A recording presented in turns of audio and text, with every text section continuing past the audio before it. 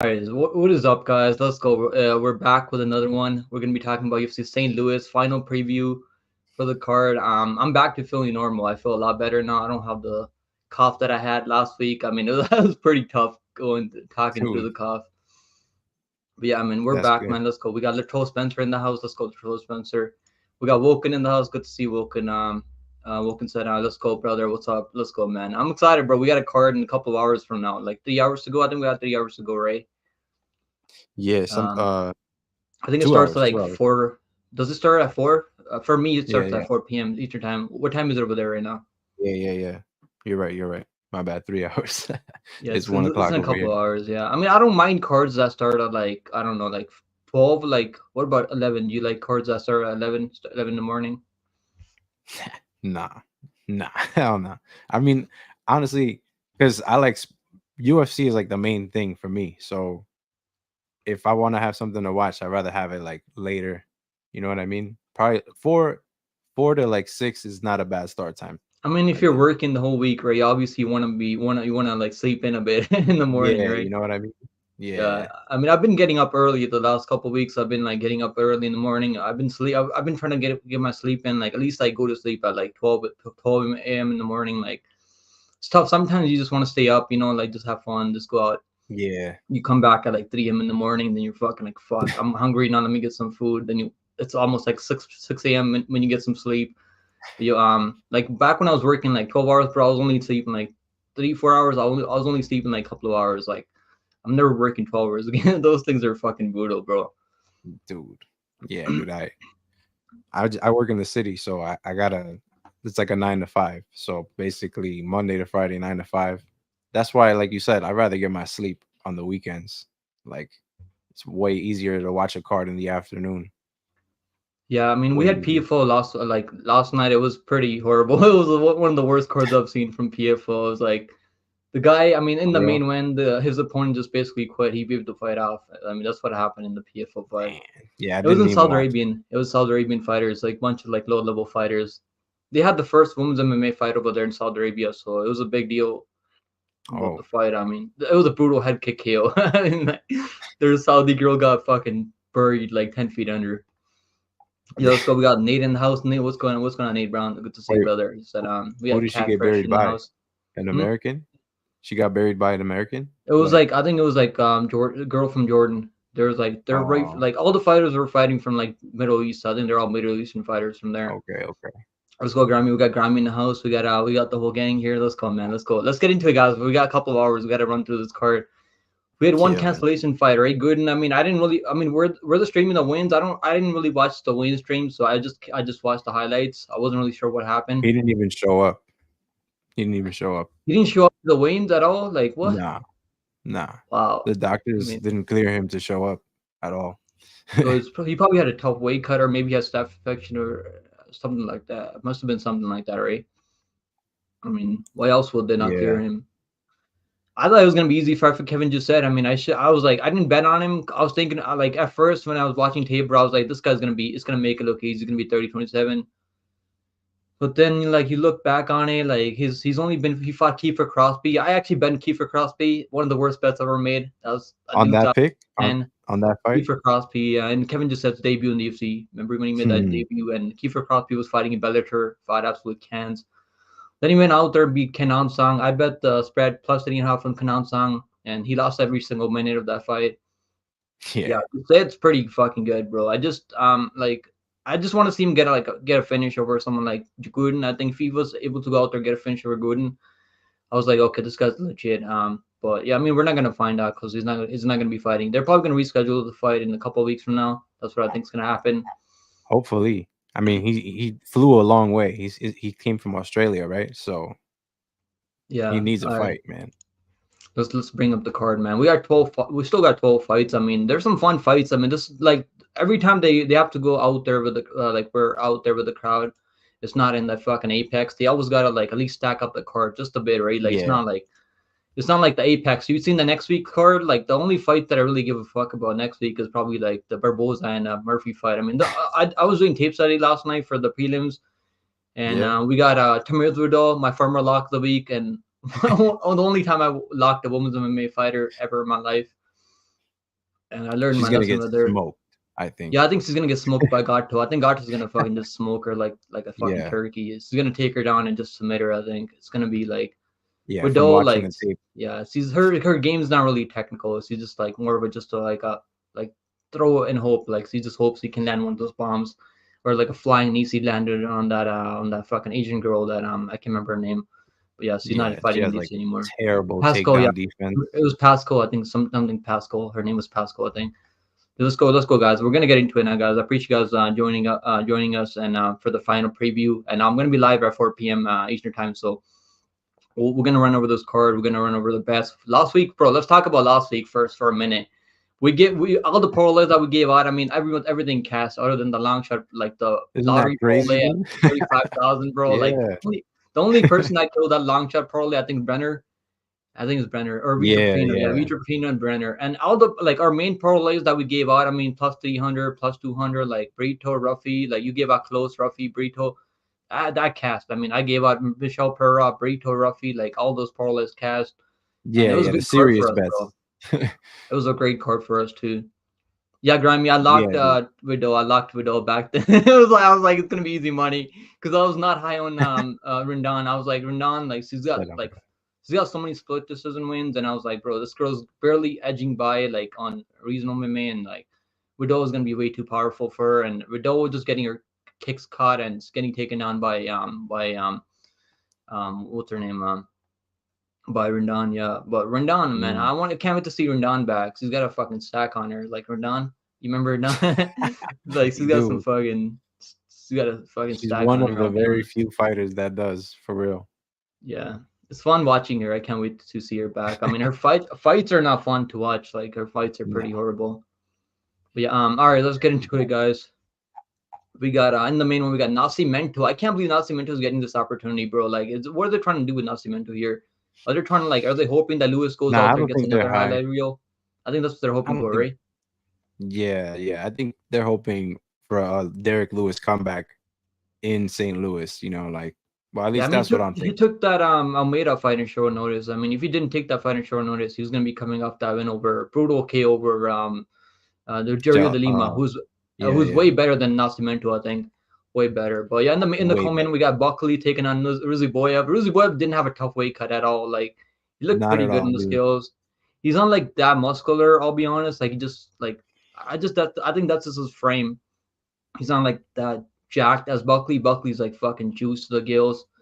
But yeah, no Rizzy Yeah, for Boyev, like sure. he didn't have a tough weight cut. I was worried about Rizzy Boyev.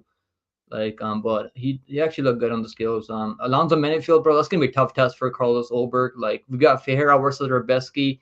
How do you say his name? Mateus Rebeski? Mateus I think Rebeski? it's from Matus Besky. Rambeski, right? So you got to put an M in there, Yeah, like just a slight M. yeah, Mateus Rambeski, right? I can't yeah, fucking yeah. say the name. I gotta go live in Poland to be able to say that name properly. We got Caceres versus Sean Woodson. Woodson fighting his hometown. We got Rebellious Spain. I was honestly Ooh, thinking they're probably gonna put the Spain in a pay per view like a prelim. Like that's what I was like they're probably gonna do. I'm glad they put him on this card like on a fight night card. But they're probably gonna yeah, start putting for him sure. on pay per view cards, like not like I'm the glad main he got a. card pay per view, but probably like a headliner for if he goes out there Sparks Cortez Acosta, I could see them putting him on like a pay per view prelim headliner. I could see them doing that. Yeah, Yeah, let's get yeah. into it, man. If he takes no damage, I could see him on the next pay per view. Yeah, To I be think they're gonna honest, fast track him, right? Because he's like 35 years yeah, old. Wasn't he 36? I think he's 36, and now they I think changed he's his age to like 36. Yeah, 34 now or 35. I don't know. Like I don't even know how old he is. Doesn't really matter at this weight class. I feel like. But yeah, let's get nah, into it, man. You want to start with this one? We got JZ Alvarez taking on Veronica Hardy. I mean, who's not excited for this matchup? I know most people are. They can't wait to see this fight. Early fight, a yeah. card opener. You can go ahead and Now start, this is bro. a good fight. Yeah, this is gonna be a close fight, I think. But Hardy, she has changed her game. I think she's learned how to become a minute winner, how to become effective in every round, like just have bigger moments than her opponents, and that's what she's been doing. She earned a split decision win over Jamie Lynn Horth. I thought she clearly That was won clear. the That was first two 28, rounds. 28. Yeah, it was 28, Yeah, 28. I thought she clearly won the first two rounds, and I'm glad you agree. But yeah. So, like I said, I think she's just been learning how to become the minute winner, how to have big moments in every round. And JJ Aldrich is an opponent who she'll fight everyone the same exact way. She just will try to stay in her distance. She has good boxing, good boxing and good wrestling as well. She has decent wrestling, but Veronica Hardy, she's been fighting way bigger opponents, and she's been able to hold herself up with these bigger opponents in terms of the grappling. So I mean, she fought she Julian is not getting Miller. like, Julian Miller is an absolute can. I think Julian Miller is one of the worst fighters out there. Like, it's not really her fault, right? They gave her Julian Miller, who was supposed to yeah, go out yeah, there and beat Veronica Hardy, to be fair. Like, she came back after like 3 year layoff. So it was like, okay, I yeah. mean, But good win there. Then she beat Jamie Lynn Hurt. Jamie Lynn Hurt is pretty physical. Like, that's a good win, I former guess. bantamweight Jamie Lynn Horth too, though. Yeah, She's Jamie Lynn Hurt huge. is I think pretty. she's I don't know huge. why she wasn't wrestling out there. She should have been wrestling Veronica Hardy. When she Yeah, was wrestling in the third round, she got the takedowns. right. He was just trying to They were outstrike both her. pretty fatigued. I mentioned in my picks video they were both pretty tired in the third Yeah, round, but it Hardy looked was like gassed. He was gassed. He was yeah, gasping for air in the third round. And Jamie Lynn Hurt actually had better cardio. So you're going Hardy by decision. You're thinking like, yeah. So I just don't think Aldridge fighting the same exact way that she does. She is against someone who knows how to be effective in each round, knows how to be like have big moments in each round. It's gonna sway the judges to Veronica Hardy. So I think Veronica Hardy by decision, and I parlayed her with two other fighters that we'll be talking about in a bit. So we'll talk about all the bets later. But yeah, that's the I pick don't for know, now. man. I'm just not sold on Hardy. Like she's only 20 years old, so I should be sold on her. But like the level of competition, I mean, don't the best fighters she's fought is probably. I mean, Paulina Viena, for a girl known for jiu-jitsu, she's really got no submission defense. Like she gets subbed all the time. Like she gets you take Yeah, a girl like Paulina Viena down. Like even like who was it? Like Lucinda took her down and subbed her. Like bro, like she got subbed so many times. Like getting a submission on Paulina Viena. Like then she took some time off and came back. Look, she's been looking okay out there. Like it's like I mean that her best win is Juliana Miller, where she dominated all 2 rounds. Was getting the takedowns on Juliana Miller. I don't know, yeah, man. I'm definitely not like the only thing I'm betting on this fight is over 2.5 in a parlay. Like it's a chalky as hell. I should have bet it at minus 350 earlier, but I got it at like minus 500. I think it's yeah. still like minus That's what I mean. 400 I on a thought it was better too line. chalky. Yeah, I should have probably stayed away, but I think it's gonna go over. Like I don't see JJ is so tough, man, and I'm gonna pick JJ just because I think she might be she's fought the better competition. Also, she's like more. I think she's bigger. But I don't have a lot of yeah, confidence in it. Like I don't really like. I don't. If her line was like minus 150, like plus 150, I mean, I would probably bet on her. Probably put like a half unit on her. Maybe decision. I mean, split decision. But yeah, it's just, I don't have a lot of confidence, in JJ. But I yeah, mean, she went out there and beat what's her name? What's this girl's name? Montella de la Hosa, who's a decent right. wrestler, right? So she couldn't get takedowns on her. She's getting outstruck on the feet. I think that's a better win than her like Hardy's win over Jamie Lynn Hurt, in my opinion. I Because agree. Montella de Yeah, la for Hosa is sure. actually like she's a good wrestler, has okay striking, good volume. Like Gigi's kind of like I think people kind of sleep on her a bit. I mean, I'm like I'm not betting her because I don't trust her. Like her game is not crazy. Like it's not like she's gonna go out there and cross Hardy like crazy. But it's gonna be a close fight. I'm just gonna pick the underdog there. But I think it goes a distance either way. I don't see a submission happening here. Jades is really tough, man. I mean, she's got a decent ground game. It's not like people are taking her down and submitting her. The only time I've seen her get sub, I think was recently was Aaron Blanchfield, right? A fight that she was dominating and Yeah. she was winning that fight clearly. Then she got And caught in that Aaron's not that guillotine. big of a girl. She doesn't have good takedown offense. We know that now. And Yeah, she was able to get she was trying to get like JJ was AJ trying to get down, a takedown on her and she like put her Yeah. head in that guillotine. So I mean, can something like that happen? I mean, maybe, but I think he goes a distance. Hardy's not really crazy dangerous, and I think Gage's takedown defense is pretty solid. Yeah. Her takedowns, I say the fight yeah, stays standing. yeah, I think it stays standing, and it's going to be a close fight either way. I mean, Hardy can definitely bank the first round. I could see that happening. But yeah, I don't know, bro. I like the experience for JJ. She's fought more times. I mean, recently, like she could be 4-1 her last five fights. I feel like Yeah. if the Aaron Blanchfield fight had gone her way. I mean, Na Liang. I mean, I picked her to win by second on TKO and Na Liang. I mean, we all know Na Liang, what Na Liang is. Yeah. I'm glad Yeah, you didn't credit that win too much. yeah. It's like you can't really. I mean, I'm Yeah. shocked that it took Petrovic till the third round. I sprinkled the second round for her plus 350. and I had like $25 on that third, like second on plus 350, and she took her till the third round to finish her. So Na Ling was fighting for a job last time. I was for like sure. pissed off that she couldn't finish her in the second on, but it is what it is. Yeah, Anthony's think a Hardy submission is live. I mean, I don't really think she's gonna be shooting takedowns here. Like, I think she's gonna be just trying to outstrike her. Like, and she could outstrike her. I think she's the better Muay Thai striker on the feed. But like, Gage, she's got better cardio. I feel like she's got better, like, I don't even know better durability. I think she's got good enough chance. She's really tough. She does have better cardio. I feel like she's got better cardio than Hardy, but she's gonna need to win the second and third round. So I don't have a lot of confidence. So I'm just gonna pass on betting in either side. I've been doing pretty well staying off these low women's MMA fights. Like, I mean, if you feel really confident, like you feel confident that Hardy's gonna win, right? So I mean, probably good I enough mean, to yeah, go parlay her. Her line's not bad, I right? Her line's like that's what's the line? minus 135 is what I got her at. Let me pull up the line. I think it's still sitting around like minus 135 or minus 140. The lines are not that crazy for this fight. It's actually DJ's plus 105 right now, so I could have better a plus 124, but I'm just like fuck. I'm just gonna stay away. So yeah, this could be a coin flip fight, and you never know how the judges are gonna see this fight. Right. Yeah, That's another thing too. yes, like I do hate every judge, that, some judges out both of there, like these. they'll favor the wrestling control. Some judges will favor the clinch control. Some judges will favor the striking mostly. Like Yeah, it's gonna be and really both of these close. two are known for always going to the judges. So Yeah, they're really no, durable. So I mean, Hardy, like if she goes out there and outclasses her JJ like all 3 rounds, and I'll be like, okay. If she barely scrapes by, I was like, okay, definitely still not gonna be betting Veronica Hardy. But she like goes out there and outclasses her, like makes her look like a punching bag out there. I'd be like, okay, Hardy's legit. She's really putting things together right now.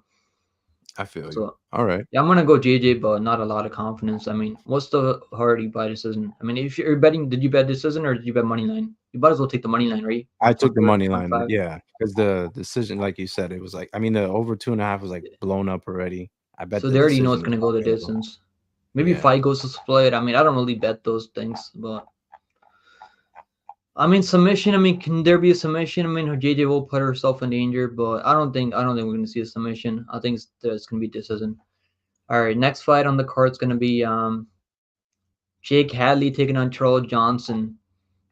I mean, Jake Hadley, man, really good boxer, nice grappling. He can mix in some takedowns. I mean, he wasn't really able to get. He got taken on 11 times in that Cody Durden fight.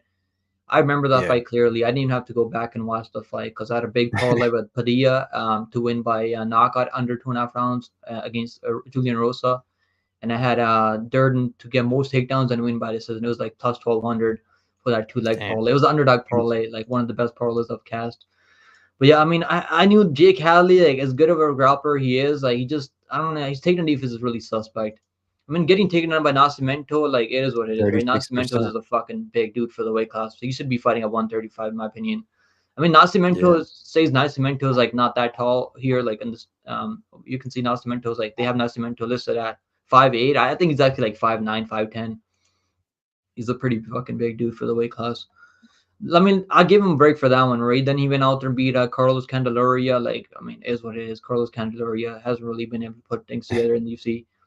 Then he went out there and yeah. beat Malcolm Gordon. I mean, both of these guys missed weight, by the way. So Carlos Candelaria missed weight for that fight. So he missed weight for that fight. You can see right here. I think he came in at like 128 and a half. Then his other opponent, I mean, Malcolm Gordon missed weight too. I mean, so he missed weight. I mean, he missed weight both of his last fights too. So he came in at 129 and a half and got TKO'd via body shot. So like guys that he's been fighting, I mean, they're not really serious about their career. Right? Like it's not like No. Johnson doesn't really miss weight. I mean, has Johnson ever missed weight? I don't really remember a time he's missed weight out there. He's been super active also. Like even Yeah, all these fights that he's losing, right? Like he's winning. The only fight that he super lost close. all 3 rounds is Makayev fight, where he just got was trying to Yeah, defend takedowns all 3 rounds. Ori Osborne fight, I think he actually won the Ori Osborne fight. me too. I actually bet him there too, and it was like, bro, I was just so disappointed because he just doesn't do enough out there. Like he doesn't throw enough volume out there. It's super frustrating because Johnson, like, it's not easy trusting a guy like Johnson. Then I actually bet Durden over him as underdog, and then like had that parlay there. So Durden took him down 11. Like I think how many times Durden? No, how many times? Yeah, Durden took him down like 11 times, right? 11, 12 times. He took him down every round too. He just couldn't defend any takedowns there. So even I bet Rafael has to one over him too. And that third round, bro, I was like, holy shit, I'm gonna have to rip my ticket in half because it was almost looking like that Really, for it was Rafael super close, right? because he He, almost finished him in that third round. He yeah, almost man. killed him. Esteban I was was like, getting bro, gassed. come on, Esteban, hang in there, hang in there. I was like, fuck, bro, hang in there, Esteban, don't get TKO'd, please. Johnson could have, I think he could should have won that fight if he just put, if he was able to defend at least one takedown in the second on, because he was the far better striker there, and Esteban's cardio was barely holding on, trying to survive. So like he could be like, I think his only like legit loss is Durden fight where he got like taken down 11 times, in that Makaya fight where I think he was defending more takedowns than in Makaya fight than he was in Durden fight. In that Maxim fight, bro, he got dropped like twice, and I had parlays with Maxim, and bro, I cannot tell you how pissed off I was that Maxim just couldn't finish him. Johnson is so tough, man. He almost finished Maxim with that ninja choke in the third round. He should have finished him with that ninja choke. I don't know why he let that ninja choke go because he had Maxim out cold for like a couple of seconds. Yeah, you saw So him take like Johnson, bro, a is stutter tough. I step, don't right? know. I can't really get Johnson right. The only time I've got him right was that Durden and Esteban fight, and like every time I bet Johnson, I lose money. So I'm not gonna bet him. Like I got the over 2.5 here too. I think Johnson is so tough. I could see Jake Haley dropping him like Maxim was doing, but it's gonna be Hmm. tough finishing Johnson. I feel like. I mean, can he get a club and sub? I mean, maybe club and sub is gonna be there for sure. But Johnson is so tough, and he's gonna hang in there, and he's also fighting in his hometown. So I'm gonna pick Johnson, but I just can't trust him. Even as a dog, I can't trust him because it's not like he's a big dog anymore. He's like +1. I got him in a long shot parlay, like a 5-6 like long shot parlay with him and Billy Golf, $200 in a long shot parlay with some other fighters. So like that's the only thing that I trust Johnson in. He could, I think if it's a close fight, I think you could take this fight out there, but he's gonna be 6 years older. So at flyweight, I mean, it doesn't take like you don't need to be that older at flyweight to lose that speed eventually. And he's been taking damage, right? He took a lot of damage in the Mexican fight, and he's fighting for his job. So now he's not going to be fighting for his job here. He's already probably got a new contract after that fight. Yeah, I'm yeah, going to go he did. Johnson via decision, but I don't really trust him. What do you think? I hear you. No, man. Well, actually, I took Charles Johnson as my dog of the week, so I might speak a little bit higher than you about him. But I do think it's gonna be a tough fight. I agree with you. It's gonna be a tough fight because of what we've seen out of him is only tough fights, and you know he's coming off that gritty decision win over Maxim where he got dropped and like you said he got put in a He won the submission. second and Those third were round. all I think those he's were all in clearly the won the first fight. few sequences as well, like very Yeah. first few sequences of the fight. So for him to get it out the mud, find a way to win this fight, I thought that really showed a lot of improvement. It showed his experience. He's got 20 fights under his belt. He's 33.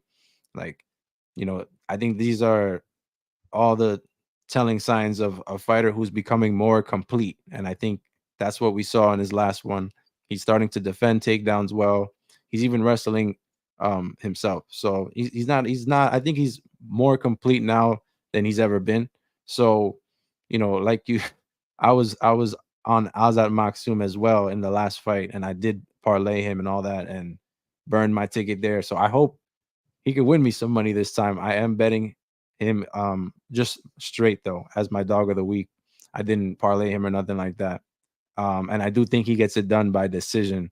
So the Yeah, decision this is was like probably at a the way to plus go because Hallie's 120 or really something tough. like that. But yeah, I think it's gonna be again another close first round. And Charles Johnson's cardio, Charles Johnson experience, better striker. I think He's he is so the better active too, striker bro. in this How many times fight. he fought in the You last know, five, like couple of years? He fought like in the last 1 year and a half. He's fought like 5 times, bro. Like this guy's as active as fighters will ever be in the UFC. Like this guy's yeah. fighting every couple months. Yeah, and I think he is the better striker of the two. I know Jake Hallie's got good boxing, but it's more like I think it's more He's got fitting more to power. boxing. I think Whereas, he's got more power. Hallie's got more power. But yeah, for sure. Johnson is not out there getting many finishes, so we can't say that. I mean, he only got a finish Jimmy Flick, over Jimmy Jimmy Flick. Flick. So I think Manius is gonna yeah, fucking absolutely spark Jimmy Flick in the probably the first minute. I can't wait for that yeah, fight. that's gonna be. I They got don't have the Maitland as lines out. I well, was waiting and for the lines to drop on that one. They're probably gonna be like minus 300, minus 250 for because I don't see Jimmy Flake getting takedowns on him. It's gonna be hopefully he fun gets for it him. done in like under 1.5 or something. Yeah, But yeah, I think like I said, Charles Johnson. I think now is the right time to bet on him. I got him at a plus 130 though, so I didn't get him like you got now. a good I didn't number bet on on him. him.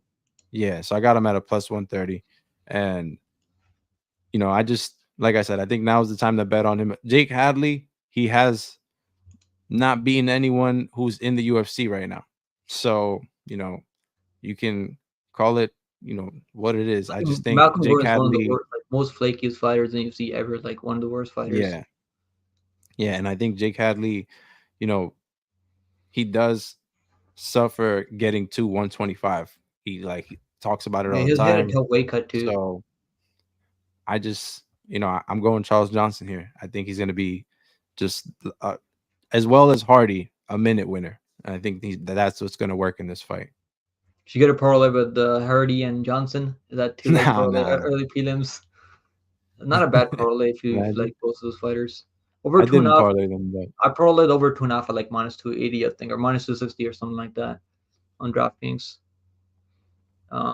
With the under 2.5 in the McKinney fight and the over 2.5 in JJ fight.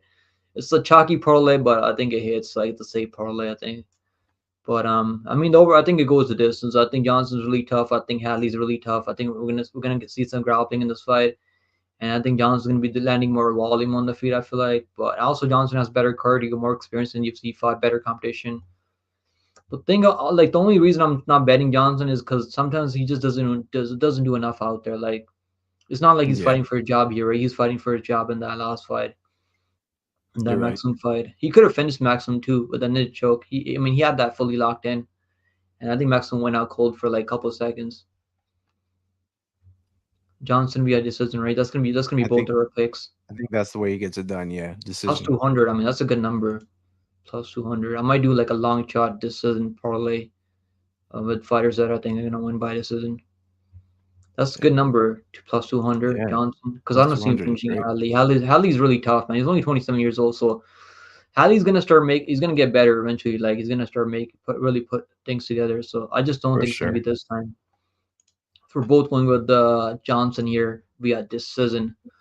Hadley is so good. Yeah, Hadley's really good. I mean, he's not like I'm not. No one's saying that Hadley's terrible. It's just the guys that he's going out there and beating. I mean, Malcolm Gordon. I mean, It's was not not proven. with Yeah, UFC it's not anymore, proven yet. and it was never really proven. I don't know how he made it to UFC. I mean, the only reason I was like fading Bakayev early because he had a very competitive fight with Malcolm Gordon. I mean, I don't know if you remember that fight. It was one of the worst fights I've seen. And Bakayev, like Yeah, Malcolm Gordon, so I picked him to win over Jimmy Flake, and like because he was out grappling Bakayev in some of those scrambles, and I was like, I didn't bet on yeah, him because I dude. was Me never and you betting Malcolm both. We both picked Gordon. Malcolm It's Gordon like in that fight, man. Makayev, I feel like Makayev might be kind of overrated. Such a I mean, bad one. he's Such a pretty bad good pick. grappler, but he's not like crazy. He's not like Hamza Chimaev. He almost subbed Durden. I mean, he was looking for a submission, but it's not like he was fully locked in. I know he's looking for that guillotine and the ninja choke and stuff, but it wasn't. He was nowhere near finishing Durden though. Durden's like he's a really good grappler, really good wrestler. Yeah, American top team. He trains with Alan Nascimento and other guys. I don't think he was gonna get subbed. Durden's got wins over both of them, right? I just did he beat Jake Halley too? Yeah, he beat Uh, both of them. Yeah, yeah, he beat both of them. I just fucking realized that now. Yeah, Durden. Then I bet on Durden over that Dagestani guy. What's his name? Tagir Lundbekov. I mean Tagir. I think was it Tagir or who was it? I think Tagir Lundbekov, right? And yeah, against he was a Durden's last fight. oh He fought Durden. a Russian Durden, guy. yeah, yeah, he did fight Tagir. Yeah, yeah. Yeah, and just I mean Tagir was out there cheating and grabbing the fence and shit. So but yeah, I mean we're both gonna go with Johnson here. Durden is one tough dude. Yeah, Durden is tough dude, What man. do you think about Tagir versus Perez? Bro, I think Tagir's really solid. He might be able to submit him. Yeah, I think Tagir yeah, might I go think he's Tagir gonna sub him. submission. I mean, I was like Tagir's kind of overrated. I feel like, but if you're submitting Durden, who's really tough and good grappler, and he also dropped him too, right? He's got good striking. He can strike too. I Yeah, think he he's gonna dropped him submit. first. Perez looked good out there over Nicolau, but I think Tagir's gonna be he's gonna be like he's not a bad striker. It's not like Nicolau who's got no chin. Like Nicolau has no fucking chin. Like god damn it. Like the way he Yeah. got knocked, I think Nicolau was scared. He's not really like fighting like he used to, right? He's like scared that he's gonna get knocked out, and he gets knocked out. Like Nicolau's like, I mean, I'm gonna be fading Nicolau hard next time he fights. I'm gonna be fading him big time because I think Nicolau doesn't have a chin anymore. I mean, he's got knocked out every time he's lost too. Latrell said, "Is Yeah, it true I Buckley mentioned it doesn't in my. shower?" Okay, where'd you hear that, Latrell? who, who told you I that, don't know about Latrell? What the fuck? that. It's crazy. Bosca, what's going on, Bosca? He said Chris Leben used to go days without showering before fights.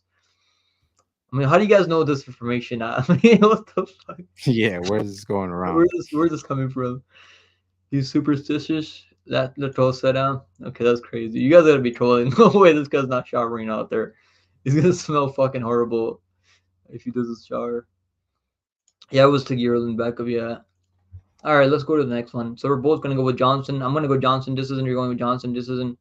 But if you're gonna Yep. bet on it, I mean, take the money line. Then the class you're getting plus 200 via decision. You're getting plus 110, plus 105 via money line.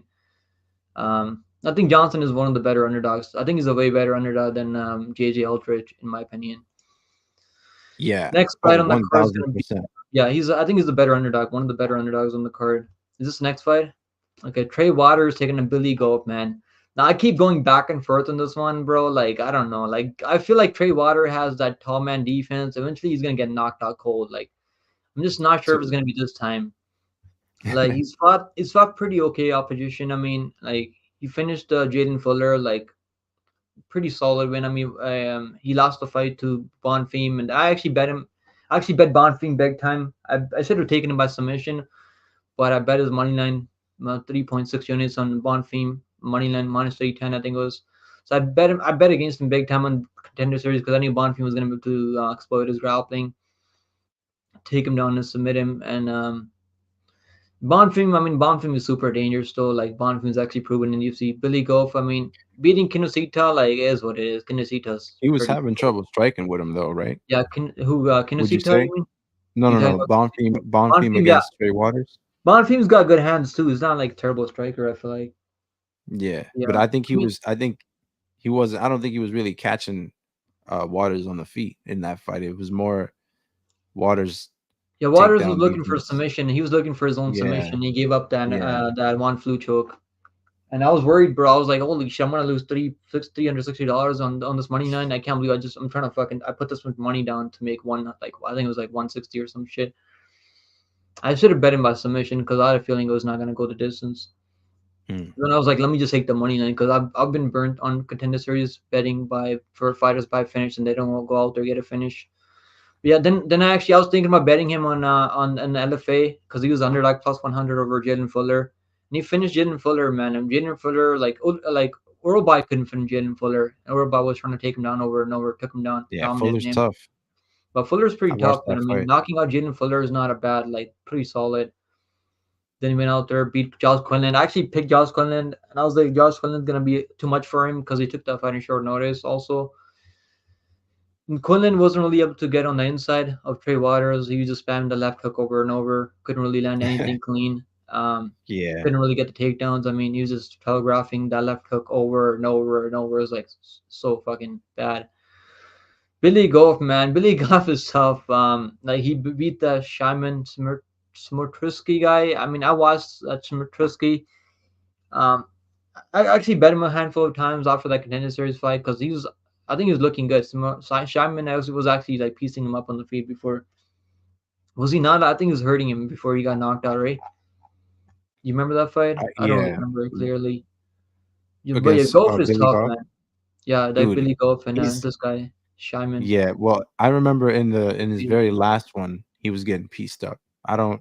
Kinosita, As yeah, Kinosita was piecing him up from range, but yeah, Billy Golf is so tough, man. So I mean, I got really go in the long shot parlay, but I keep going back and forth in this one, bro. Like, if they're fighting in the apex, I'd be like, okay, Billy Golf is all day long because he's gonna be able to close the distance, and Trey Waters not gonna have a lot of real estate to move around. yeah.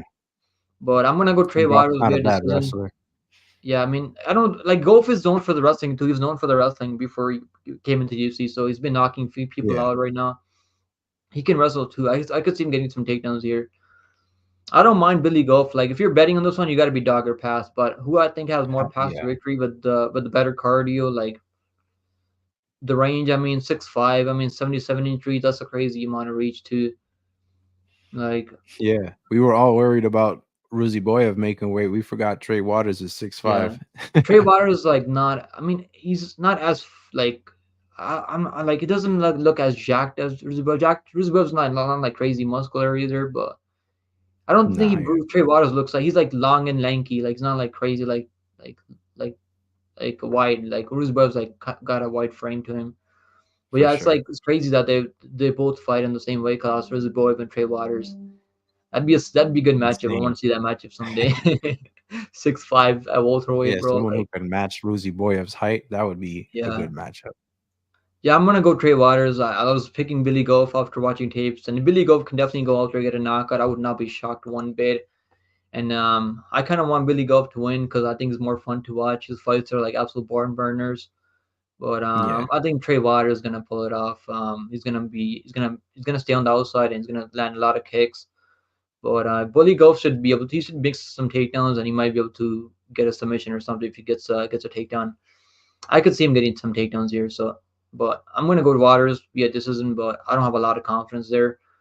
Um, I think Golf, like if you're doing DraftKings lineups, I think Golf is one of the better underdogs there. Like we can't do that in Canada, but if you're doing that over there in the States, I mean, it's probably one of the better underdogs because he's gonna score a lot of points. He's probably gonna get some takedowns and like probably get a knockout. Because I don't think he's gonna be winning minutes yeah. in this fight. I think Trey Waters is gonna be winning minutes up until maybe he gets clipped and put away. So I'm gonna go with Trey Waters via decision, but not a lot of confidence there. What do you think? I hear you. Nah, yeah, man. We got the same pick. I'm going with Trey Waters as well. I think that it's gonna be a tough fight though. Another tough fight here. Um, that's what I'm saying. That's what I really like this card for. We got close matchups.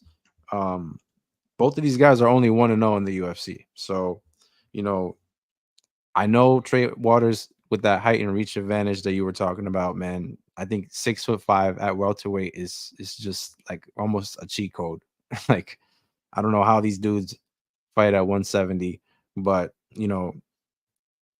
it only took one takedown for Bonfim, and I think Bonfim has really good jujitsu. I was watching that. I was Whereas, watching the we Bonfim and Dalby fight. I was watching that fight last night. I was like, holy shit, bro. He almost finished Dalby too a couple of times. No, he yeah, wasn't really close to but finishing it, but he got the takedowns on Dalby. Dalby's pretty tough takedown. Like yeah, losing but then to against Bonfim Josh Quinlan, is what it is. we saw a lot of improvement. I think against Josh Quinlan, he defended 7 out of 8 takedowns. So we saw a lot of improvement in the takedown defense for Waters, and we should because these guys are really young in their careers, really young fighters as well.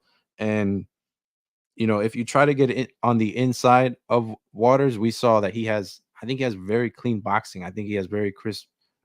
He knows how to throw strikes on the inside, and Billy Goff has just been susceptible to getting pieced up in a lot of his fights, man. But he like you said, he can deal with a war, and he doesn't mind taking a punch to deliver a punch. So that could that could land that one shot. He just needs that one moment, and Trey Waters needs 3 rounds. So, if you're looking at it like that, like you said, it's dog or pass. So I think Billy Goff, he can get it done. He's got the power advantage in this one. And I think he's just got the grit advantage in this. But I say Waters, like I'm with you on that. Waters chooses the best path to victory, which is stay on the outside and piece him up and win this fight by decision. So I He's think he also gets got it a done full by camp. decision. He's also coming in with the full camp in this one. He only had like a Right. couple of That's days to another thing. prepare for that Quinlan fight. Because Quinlan was supposed to be fighting someone else. I can't remember who it was. Then Trey Waters took that opportunity on short notice because he went out there, got a win in LFA, and they're like, oh, we'll give you this opportunity if you go out there and fight Quinlan on short notice. And he was the underdog in that fight too.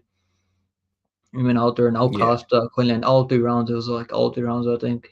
Quinlan couldn't even win a single round out I there. think he outclassed Quinlan. for sure. Yeah, Yeah, I mean Billy I Golf. think. If he gets on the inside, it's gonna be a Who- tough night for Waters. So I feel like he's gonna get knocked out because Golf is like Danny Barlow, take one Danny and Barlow give him, versus Trey Waters would be another good fight too.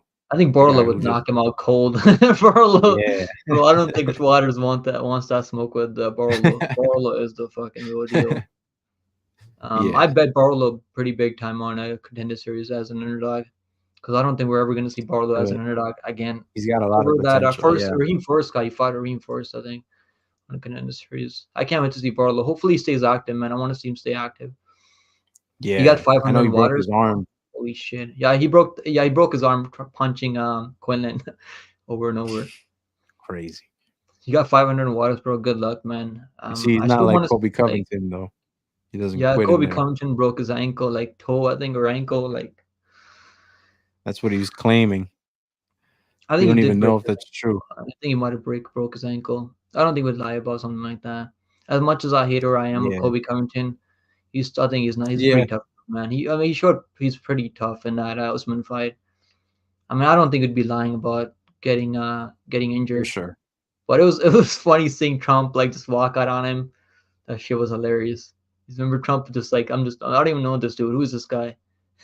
Trump's like I don't know this guy. After the fight, that was hilarious. Yeah, I'm gonna get a Kobe better Covington. mic, Klaus. I'm thinking about getting Shure mic. I think it's like 3 builds or something. I'll probably get that eventually. Billy got the KO power. Yeah, Billy Golf is a fucking dog. Like if you're gonna bet any underdog, probably like Johnson and Billy Golf. But I feel like Waters probably gonna be able to keep the range and stay on the outside and pick them apart. Easy money, you think? I mean, Waters should be. I mean, he should be able to make it look easy. But if Billy Golf gets on the inside, bro, it's gonna be trouble Easy for money. Waters. I don't know about that. Yeah, Lewis like we was were gonna saying, lose. I think golf just needs one moment. So I don't know, man. But I think it's gonna be a good fight. What's up, Lewis? How you doing, bro? So Anakin said I got Dolby beating your Nad. I mean, Dolby's bro, he's so tough. I was watching this fight with Bonfim last night because I was doing tape study for next week. The prelims, I'm done watching tape on the next week fighters. And Yeah, I'm like, let me just go back and watch that. Because who was I? I think it was I can't remember. So I was thinking about Ismail Bonfim, and I was like, let me watch that fight back, bro. Like, stop. Like I think Bonfim just kind of fumbled. Like he's like, fuck, I can't get this guy off me. That's what happened. That's what happened to Gabriel Bonfim. And Dalby just like he knew that he could eat the power of Bonfim. They're Nat, bro. They're Nat. I mean, I lost a ton of money betting on Nat Fakardina. I bet this plus minus 3.5 spread for him to win all 3 rounds, and he couldn't get the takedowns on Jaleski. But Jaleski's a tough bet. Um, yeah, he almost got finished by Jaleski too, which is not the best look. Dalby, man, it's gonna be a tough fight. I mean, Dalby's probably is gonna be a big underdog. I feel like, but I mean, I think he will underdog be. right now, he probably will be underdog because Renats. I mean, people still. I think they're still high on Renat Facadino though. Renat can definitely take him down. And just Renat's got better like more experience fighting 3 round fights than Bonfim though. Bonfim versus Brian That's the Battle. thing. That's a good matchup there. What were you saying? That would be a good fight. You think Bonfim will submit Lusa? Yeah, I mean Lusa's Didn't pretty. He's got no neck on him, bro. It's probably gonna be tough submitting a guy like with no fucking neck.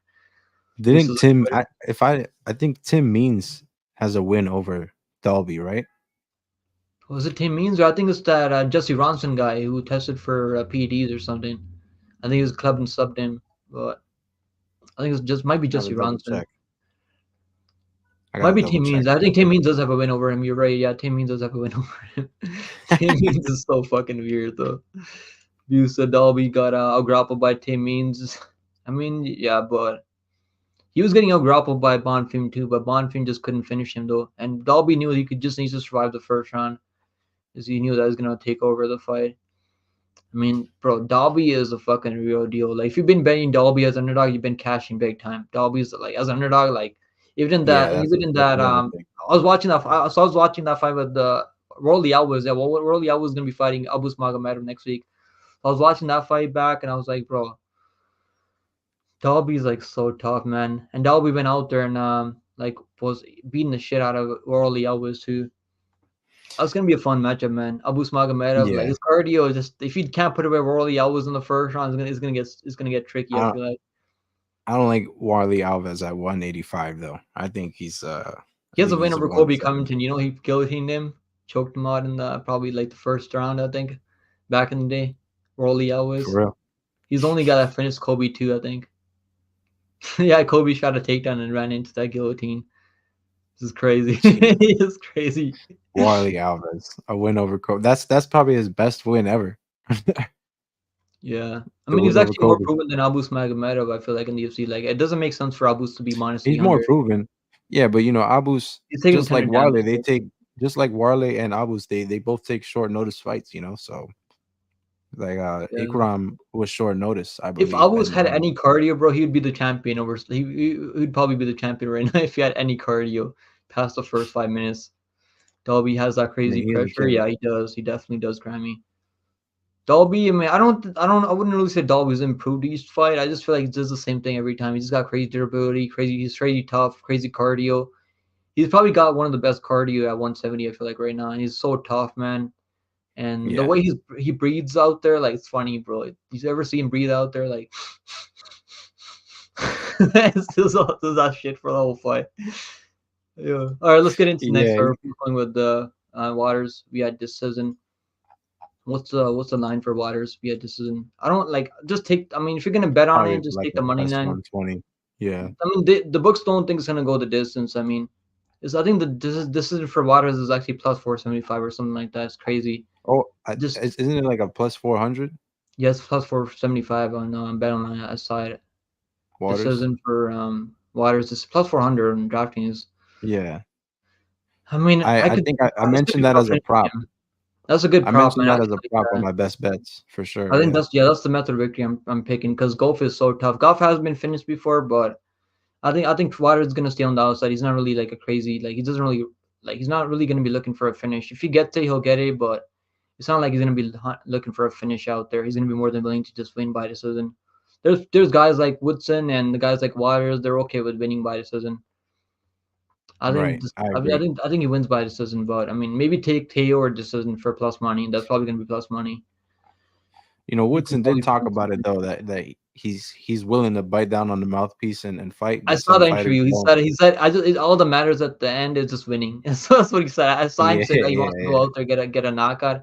Then he's like, Cosera is really tough. He's a veteran, and the only like at the end of the day, it's just the only thing that matters is just winning. That's what he said. So For sure. did you watch the same interview? I think we watched the same interview. Yeah, yeah. His media day interview, Yeah, right? but yeah, the mic was so fucking terrible, bro. Like, what mic are they using over Dude, it kept there? cutting What out, mic right? are they using? Yeah, I was their like, what mic the is heck so is going terrible. on?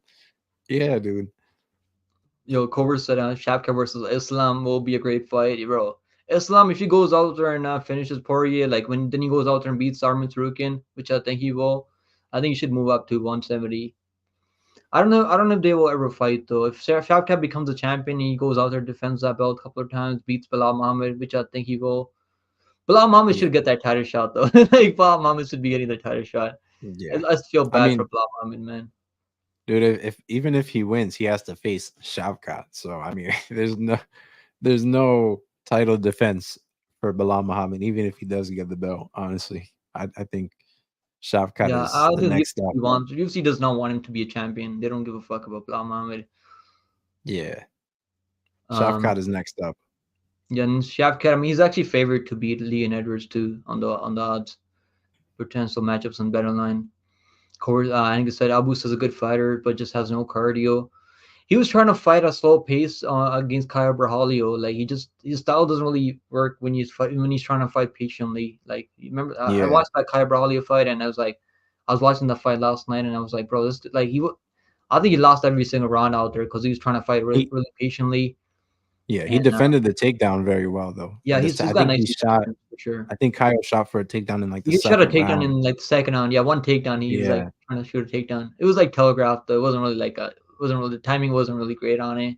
no, no, Yeah, yeah, but yeah, Kyo's like karate stance, like striking is really fucking good for. He's giving him a lot of different looks, and Abus couldn't really figure anything out. But yeah, we both like Trey Waters by decision, but I mean, I'm not gonna bet against Billy Golf. Billy Golf is so fucking tough. I don't really nah, like betting yeah, against guys that are like willing to just bite down on the mouthpiece and just swing like hammers. And this could be like I mean, a lot of people are picking more people are picking Golf earlier, so now it's 50-50, I guess. Yeah, I mean, Billy Goff 9 wins, 7 knockouts. So take that into consideration. Yeah. Our next fight on the card is gonna be Tabitha Baby Shark Ricci taking on Tisa Pennington. Tisa Pennington, man, she's a really good fighter. I mean, like if you look into her fights, I mean, she's a really good striker, has nice takedown defense, like she can do it all. 34 years old though, 2 year layoff, like over 2 years layoff actually, like 2 years and a month layoff. She could Yeah, be. I think she should be 4-0 over her last 5 fights. I mean, last 4 fights. She beat. I She went out agree. there beat Yeah, I Brianna. did. Obviously, she went out I there beat thought she Sam won Hughes. that. She beat Angela Hill twice. I mean, so Angela Hill. I mean, beating Angela Hill twice is not easy. Like she's a tough No. fighter, and she went out there and beat Mackenzie Dern. Like no one can convince me that's like Mackenzie Dern won the fight. I don't know how they gave it to Dern. That was kind of shocking. Like I went back and Dude, rewatched the fight, and she was defending takedowns, and she won. She was easily outstriking Dern on the feet. yeah, Dern wasn't doing any damage. Like, I don't get it. Yeah, she was missing a lot too. Like Dern was missing a lot. Yeah, Ricci, man, the only reason I'm not picking Tisa Pennington here is just because the layoff, like the 2 year layoff. I've tried picking girls that just had a baby. Like I remember, like who was it? Who's that girl? Who's Jermaine the that? Randomine. I mean, the randomie, yeah. So like, I bet like point 70 units on 7.7 units on what's her name? Yeah, I keep forgetting her name. What the fuck is her name again? Jermaine Who the fought random her? Oh, ADR, yeah, yeah, ADR. And yeah, she just like girls that have babies and they're taking some time off. It doesn't really they don't really come back the same way. Same way. I mean, and Ricci's yeah, been out there fighting consistently. She's fought like 4 times in the last 2 years. yeah. Yeah, I'm gonna pick Ricci, but this isn't. But I'm just gonna stay away because I respect Tisa Pennington a lot. I think she's a really good fighter. She looks anything like she did in that Dern fight. I think she's gonna put her masterclass on to Ricci. Like if she looks Right. like she didn't defend all the takedowns on Ricci. Ricci doesn't have really have the best takedowns either. So he couldn't really get a takedown on Loopy. Loopy is a good grappler though. Like to be fair, and I think Tisa She's Pennington is a good decent. grappler too. Yeah, I mean I'm gonna pick Ricci via decision. I mean I think she's a better play than like probably like JJ Osrace. I'm more confident Ricci to win than JJ though. But I don't have a lot of confidence because this is gonna be a tough fight. I mean, she was defending Julian Robertson has one of the worst takedown entries out there. Like, I mean, see, once he can get the fight to the ground, he can get a submission, but she just has a hard time getting the fight to the ground. And the Lupi Mm, Godinez fight, I think Lupi beat her 29 decision, but it was really close. Ricci was yeah, like landing like similar, like she landed like close. The significant numbers were really close. It was like they both landed like 80 significant strikes. I feel like it was like really close. But Lupi was defending takedowns. So Ricci was shooting takedowns, wasn't really getting the takedowns. So that's what the judges, I think, they don't like. Judges don't like when you're failing takedowns out there in a striking matchup. I'm gonna pick Tabitha Ricci. I think Baby Shark gets it done, but I don't know, man. I don't know how Pennington's gonna come back and look after 2 years off. What do you think, Chris? yeah. It's been tough trying to pick fighters who have had long layoffs. As of recent, I know you had Figlak in a parlay, and Quiglak won the he fight. I mean, he won the fight, but still bad. Look, I I told don't know myself I was about gonna that, stay away. man. Bro. I told myself I I was gonna picked stay away Hubbard, from so I don't know. fight. Maybe we're gonna have like a biased debate on that. So I I watched the did pick fight the Hubbard. next day. I wasn't able to watch it live, but I mean, when I was watching the next day, like I was like, okay, I wasn't even trying to be biased. It was like he was landing the better shots. I feel like, but he wasn't doing enough out there. He should have done more. But the layoff is Yeah, like layoff is definitely plays a part when you're coming back after layoff. yeah. Yeah, I think Figlak. If you run that back now, I think Figlak wins. So yeah. and that's just getting the rust off. And that's what it is with fighters coming off of layoffs.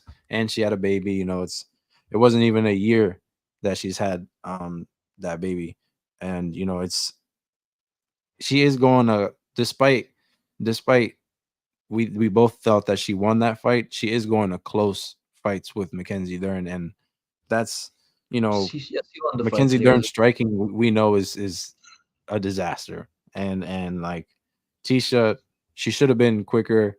She should have been able to stay on the outside of Dern's grappling and piece her up even better.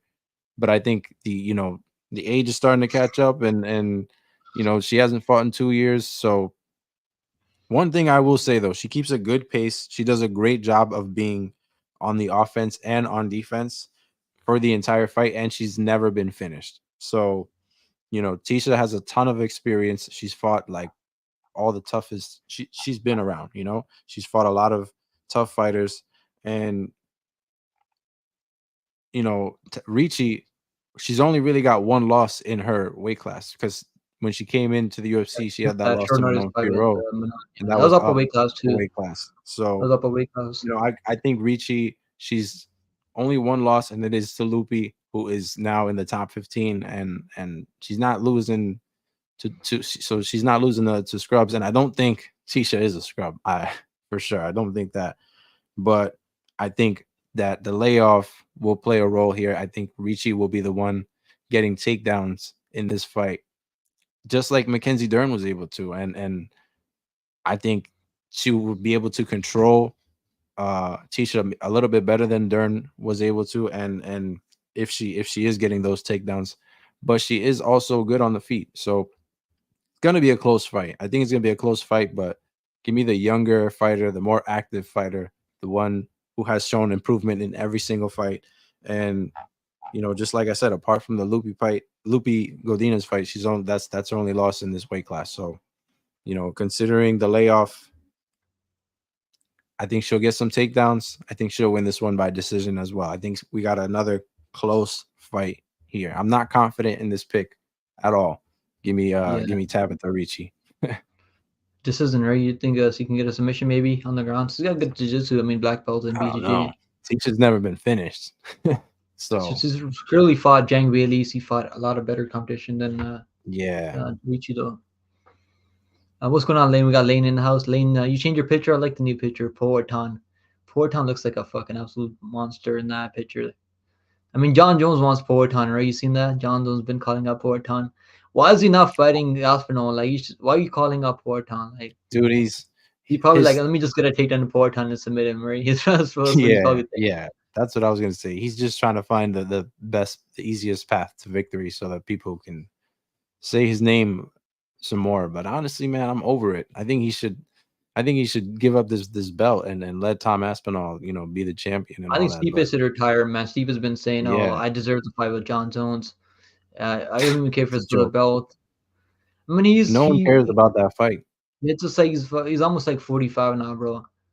He should Yeah. stay in that fucking. He should be just stay as a firefighter, then come back and You're fight. gonna you're gonna watch every MMA YouTube capper say, "I'm picking John Jones." Yeah, you know, no that's what way. you're gonna hear on that day.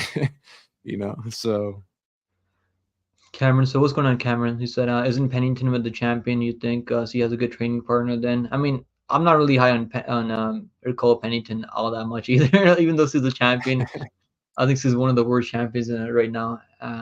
In any weight class, like I think he's one of the worst fighters out there. That's a champion right now. But yes, he's probably not gonna look that bad because he does train with the champion, I guess. So I don't know. yeah, I just can't. I'm done picking fighters off layoffs. I've tried. I mean, I picked Jermaine Durant. I picked I think Figlak. she does have a good training And partner. all the fighters, I mean, that come back after a layoff, they all been losing, right? I mean, Figlak lost, Jermaine Ranemy Yeah, lost. I mean, three fighters on UFC 300 lost. Cater lost. I mean, Rakic lost. Who was the other fighter that lost? I can't remember the other one, but there's one more fighter that lost on the card. So it's all the fighters after coming back after a layoff are 0-5, last couple of weeks. damn. Yeah, I'm done picking fighters. However said, my ego is my greatest I asset won't be lane. surprised though. I won't be surprised if she does win. But I just think, like you said, the layoff, man, it's gonna play a role. Doesn't Ricci train with that boxer? What's his name? He's dating that boxer, right? What's his name again? I can't remember his name. Caleb Walsh Yeah, or Kalen something. Walls. Yeah. Caleb something. I don't know, something like that. Hopefully they're training boxing out there. I mean, like her hands weren't looking that good out there, even though she's training with Cameron Walls in her loopy fight.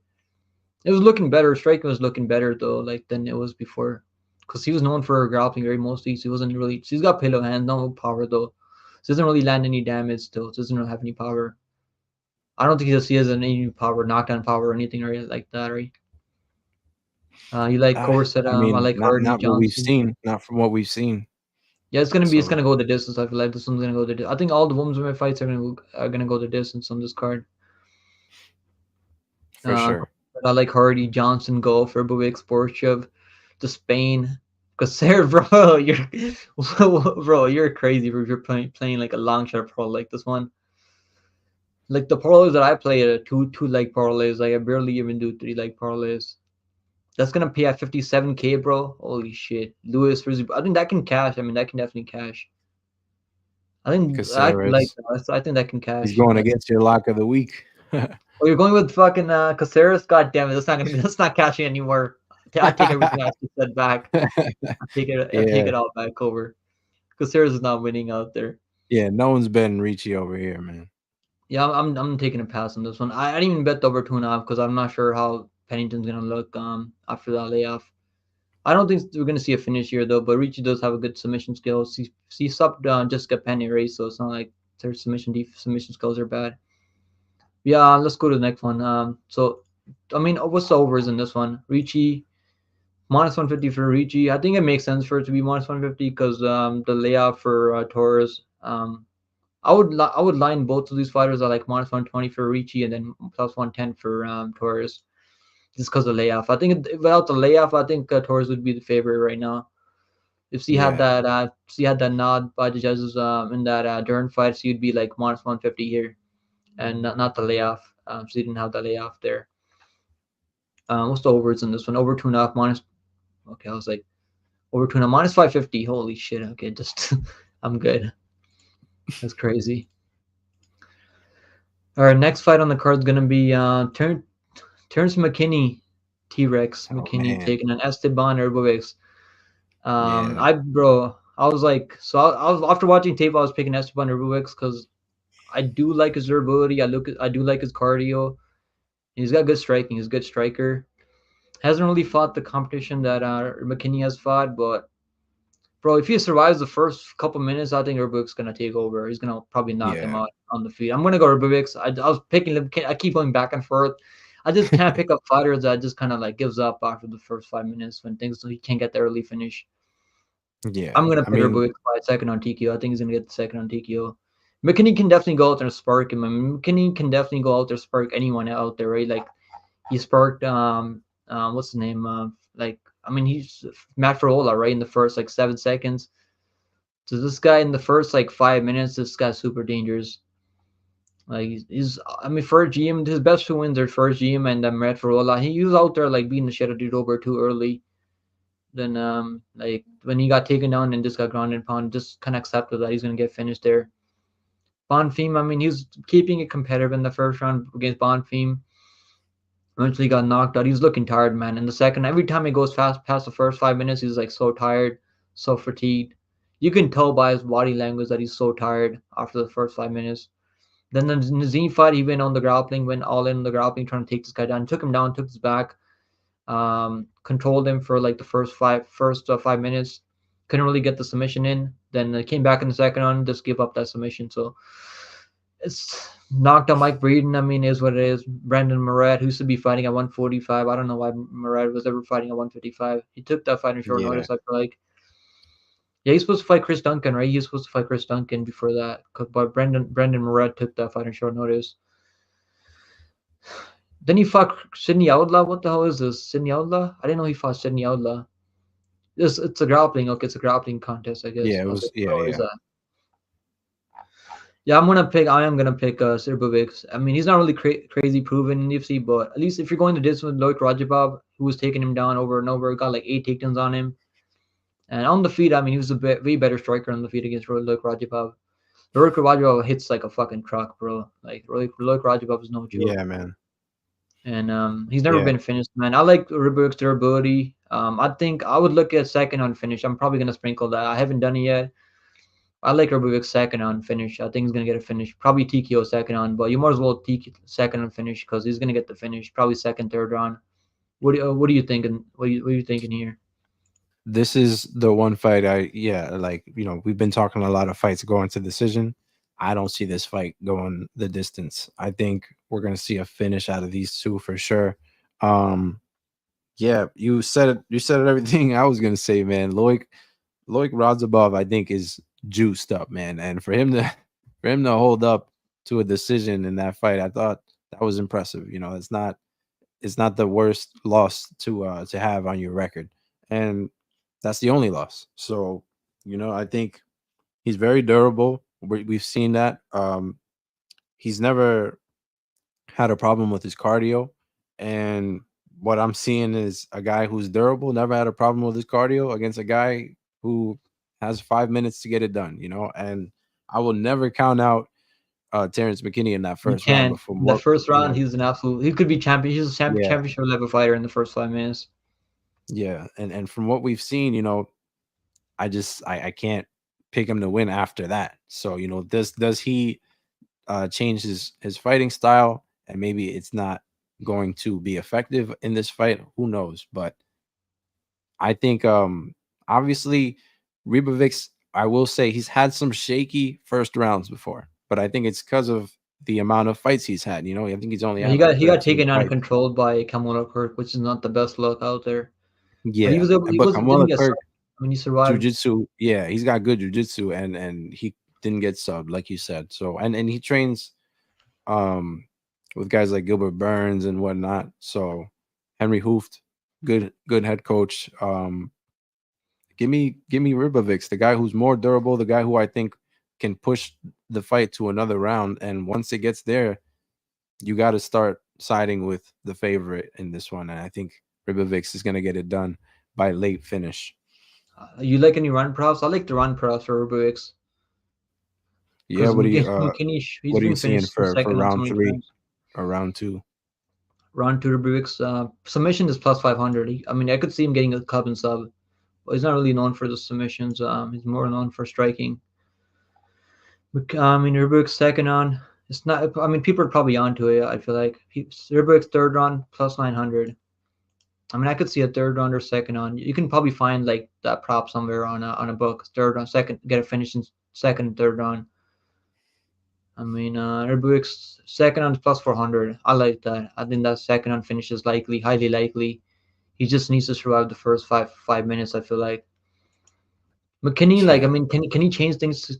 Like, can he change things at this point? Like, he's 29, right? He's 29 now. I think yeah. he's I mean, he 29 now. can, He's almost but it's 30. like it's. I feel like he's gonna have a uh Style, yeah. similar stuff. Like, well, he might lose the same way Abus lost to Kaya, where you change up your style and it doesn't work out for you. Because I think he should stay that way. I think he should try to finish guys as early as possible. He has 100% finish rate. I mean, Yeah, he's that's never gone to scary, the dude. You know, scorecards. like so. This And guy, then you know, he has live talent. odds are gonna be crazy after the first like couple minutes. Watch the live odds go back and forth. People are gonna be onto Yeah, it. for sure. I mean, What's you can't McKinney's count him out. If he wins that McKinney's first second round, on? What's McKinney's second on? you know, McKinney's second on plus one plus yeah, 10 1,000. I mean, he's like, can he go out there get a finish in the second on? I mean, McKinney's got good grappling though. I mean, like if his cardio holds he up does. somehow, which I don't think is gonna happen, he could definitely win decision too. I would not be shocked if he goes out there wins his first decision. But yeah, just his cardio is just is a big issue here.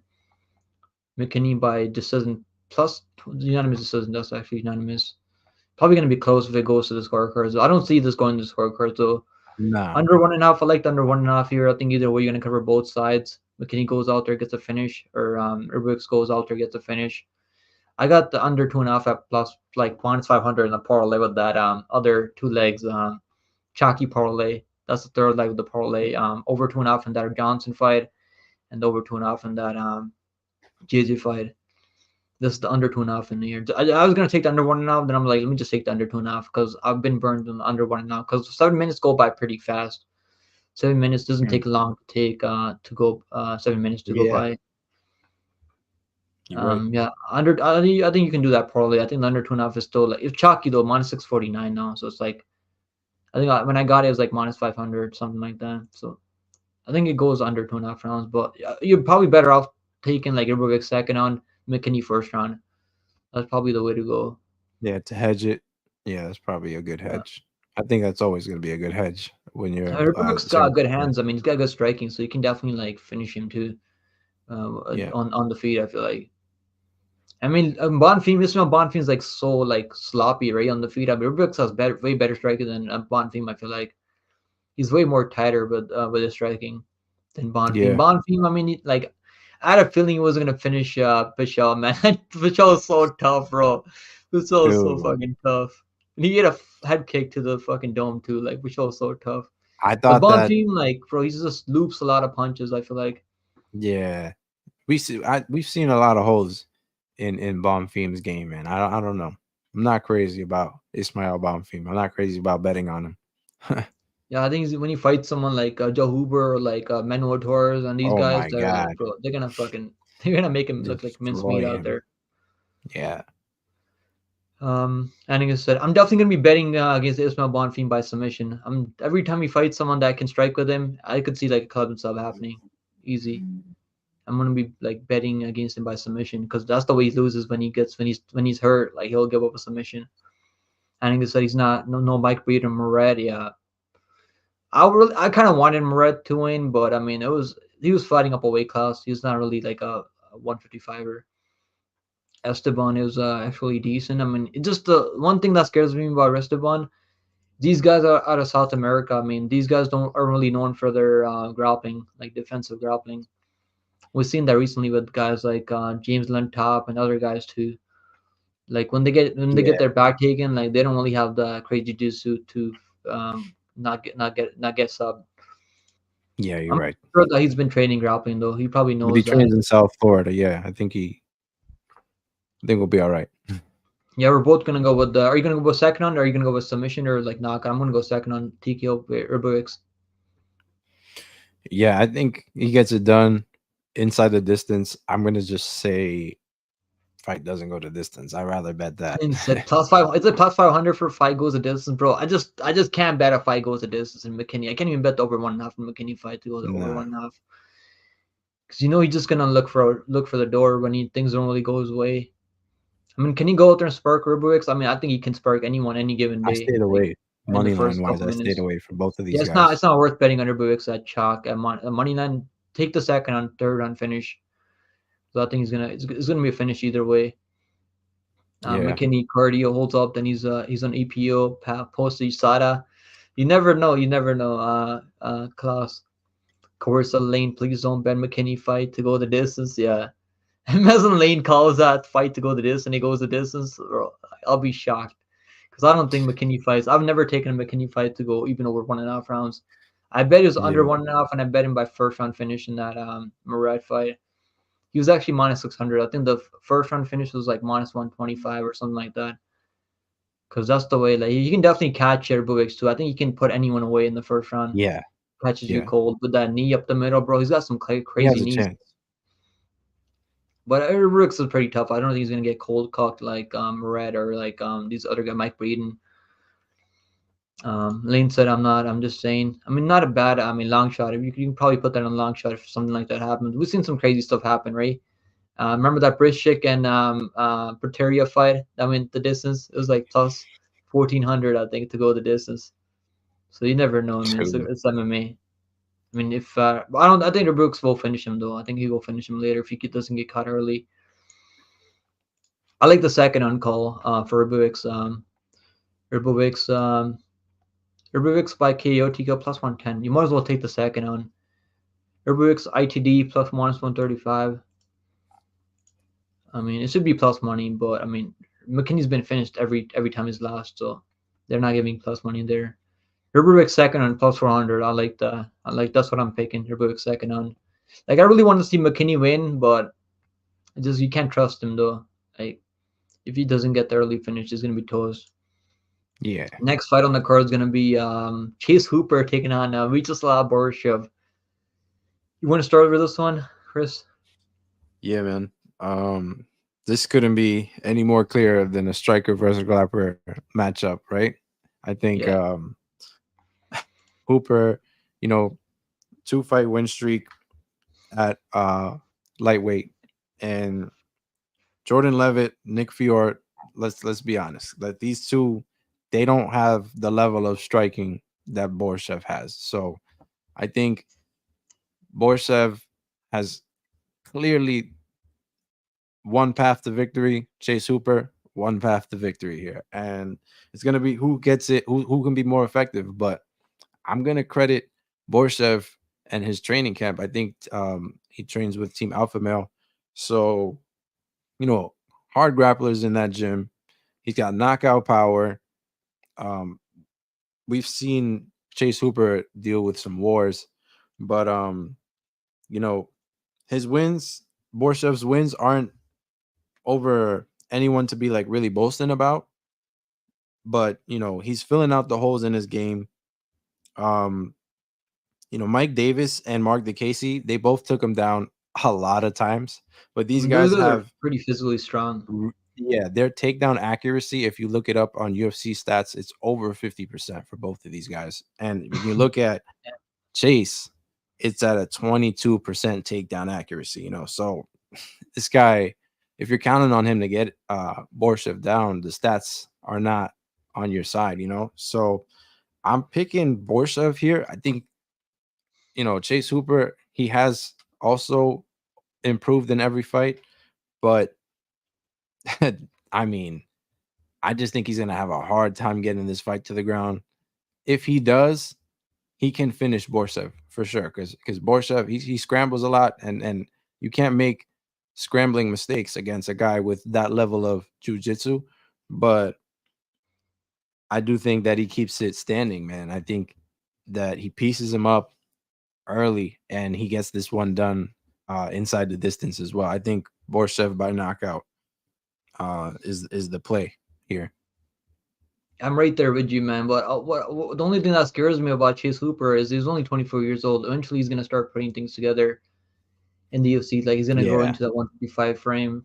Like getting knocked out by Steve Garcia, like bro, Steve Garcia's a fucking menace. That dude hits hard, man. I mean, Steve Garcia, like he's got all 4 wins by knockout, right? Like Steve Garcia's yeah. knocking out like guys like big dudes, like guys that can swing back and knock him out. I think I think Garcia's jiu-jitsu is better than Borshev's Yeah, it as is. I well. mean, he If, was if defending that take fight went to the the ground. takedowns weren't really like crazy. Chase Cooper was telegraphing those takedowns.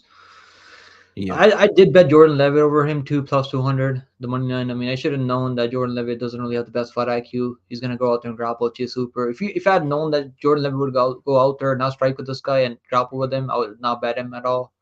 I would have just loaded up on Yeah. Hooper because Hooper's got way better jiu-jitsu.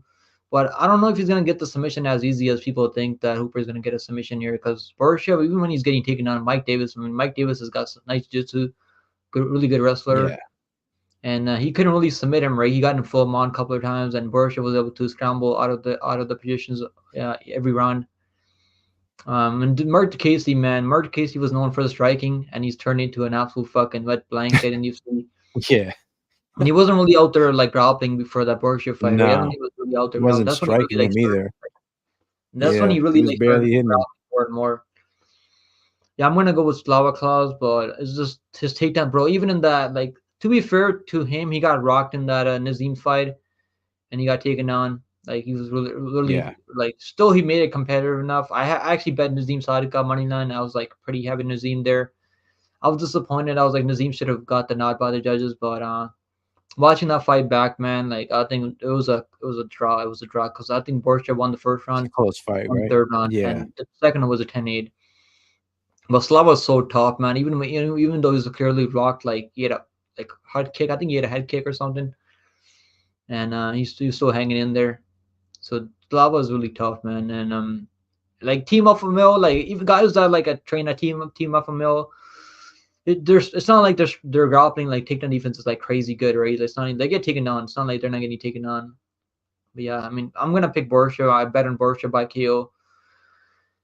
I'm kind of scared though. Hooper is gonna start putting things together. Striking has been improving, right? So like, I picked him. The only time I picked him as a dog, Hooper, was that Nick Fury fight because Nick Fury is like I think one of the worst fighters in the UFC right now. I think Mm. people saw the Nick Fury make the fight competitive with Matus Trubisky, and they're like, oh, he's gonna go out there and beat Chase Hooper. Yeah. That's I what mean, people are saying. he is proven to be tough, right? He's going to Yeah, decision with Brombeski, and now he's going to. I think Hooper like he actually went to outstruck him like decision with crazy. Hooper as well, right? Yeah, he Yeah, heavily outstruck him. Yeah, that was bad. yeah. That His was a striking bad is fight. looking clean, but if he strikes with Borussia, man, he's gonna go night night. That's what I'm hoping Nah, for. Hopefully, Borshchev. I mean, Yeah, can Hooper survive and get some takedowns when he's hurt? Okay, maybe go the distance with the Borshchev. I could see that happening, but I don't think it's likely. Hooper doesn't really have crazy power to get respect from Borshchev. I feel like. I mean, can Borshchev like he might not let those combinations go when he's worried about takedowns though. Like that's what I'm scared of. If you're gonna yeah. take Borshchev, I mean, take the money line. But I'm just like I think the knockout is gonna be right there. If Borshchev if this fight stays on the feet, even half of the 15 minutes, like stays on the feet for at least 7 minutes, I think Borshchev knocks him out probably early too. I If agree. Borshchev goes out there and grapples with him like Jordan Levitt was doing, he's gonna get subbed. Like because Hooper does have long limbs and he can definitely like get that submission in. Um, he had a competitive grappling matchup with the what's his name Aljamain Sterling also. He's out there competing grappling all the time. I am gonna pick Borshchev here, and I'm gonna pick him by KO, and that's the bet I like. Borshchev by KO. Still plus 110 on books out there. Boss guy said, Okay. I think the Casey surprised him with the wrestling. Wasn't expecting it. Yeah, no one was expecting the Casey turn into an absolute fucking all No. American wrestler. Steve Garcia killed him. I mean, Steve Garcia knocks out anyone like out there, bro. He's like knocking out everyone out there. The only guy that knocked out Steve Garcia was Machate. He just ran in careless against Machate. I think he would have knocked out Steve Machate too if he Garcia's wasn't Steve careless. Garcia's good, man. He's not Steve bad. Garcia, yeah, he's 145er, but I think Borgia would knock out Steve Garcia though. Like I think Borgia would knock him out cold. Yeah, yeah. I think It's just I like think the that's the matchup. reason why Steve should stay down at 45. Yeah, Steve like he's got some big power for 145 though. He Lava hasn't Clouds had can good. survive on the ground. I think so too, the troll. I think so too. Because I think Yeah. Mike Davis has way better grappling than even Chase Hooper. He's way more physically strong than Chase Hooper. Mike Davis was in full mon like at least a couple of times, and yeah, he couldn't really get Borshchev out of there. Borshchev was really tough, and these guys that are out team of Famil, like they know how to not get subbed. Like they can stay safe in the grappling exchanges. Yeah. I don't want him grappling here though. I really don't want Borshchev grappling here. I No, like the no, you KO. don't. Yeah, I like the KO though. Hopefully he doesn't grapple with him like Jordan Levy. I mean, I can't believe Jordan Levy was out there trying to offensively grapple Chase Hooper. Like Jordan Levy, I would never bet Jordan Levy again in my life after seeing that fight. I mean, horrible, horrible look there, Jordan Levy. Yeah, I can't bet Jordan Levitt either. I don't think I've ever gotten to a Jordan Levitt bet in my life yet. So The only time I actually made money in Jordan Levy was against Martinez, who's fighting next week. And he knocked him out in the Mm. first round. I was like, if you can knock out Martinez, I think you can knock out Chase Hooper. That's what I was banking on. Then he goes out and offensively trying to wrestle Chase Hooper.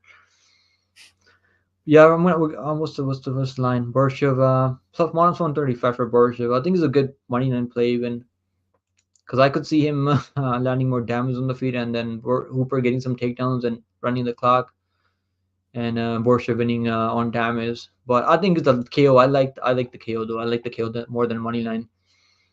Um, yeah, I like the KO. Borshchev by KO plus 110. I think that's a good number.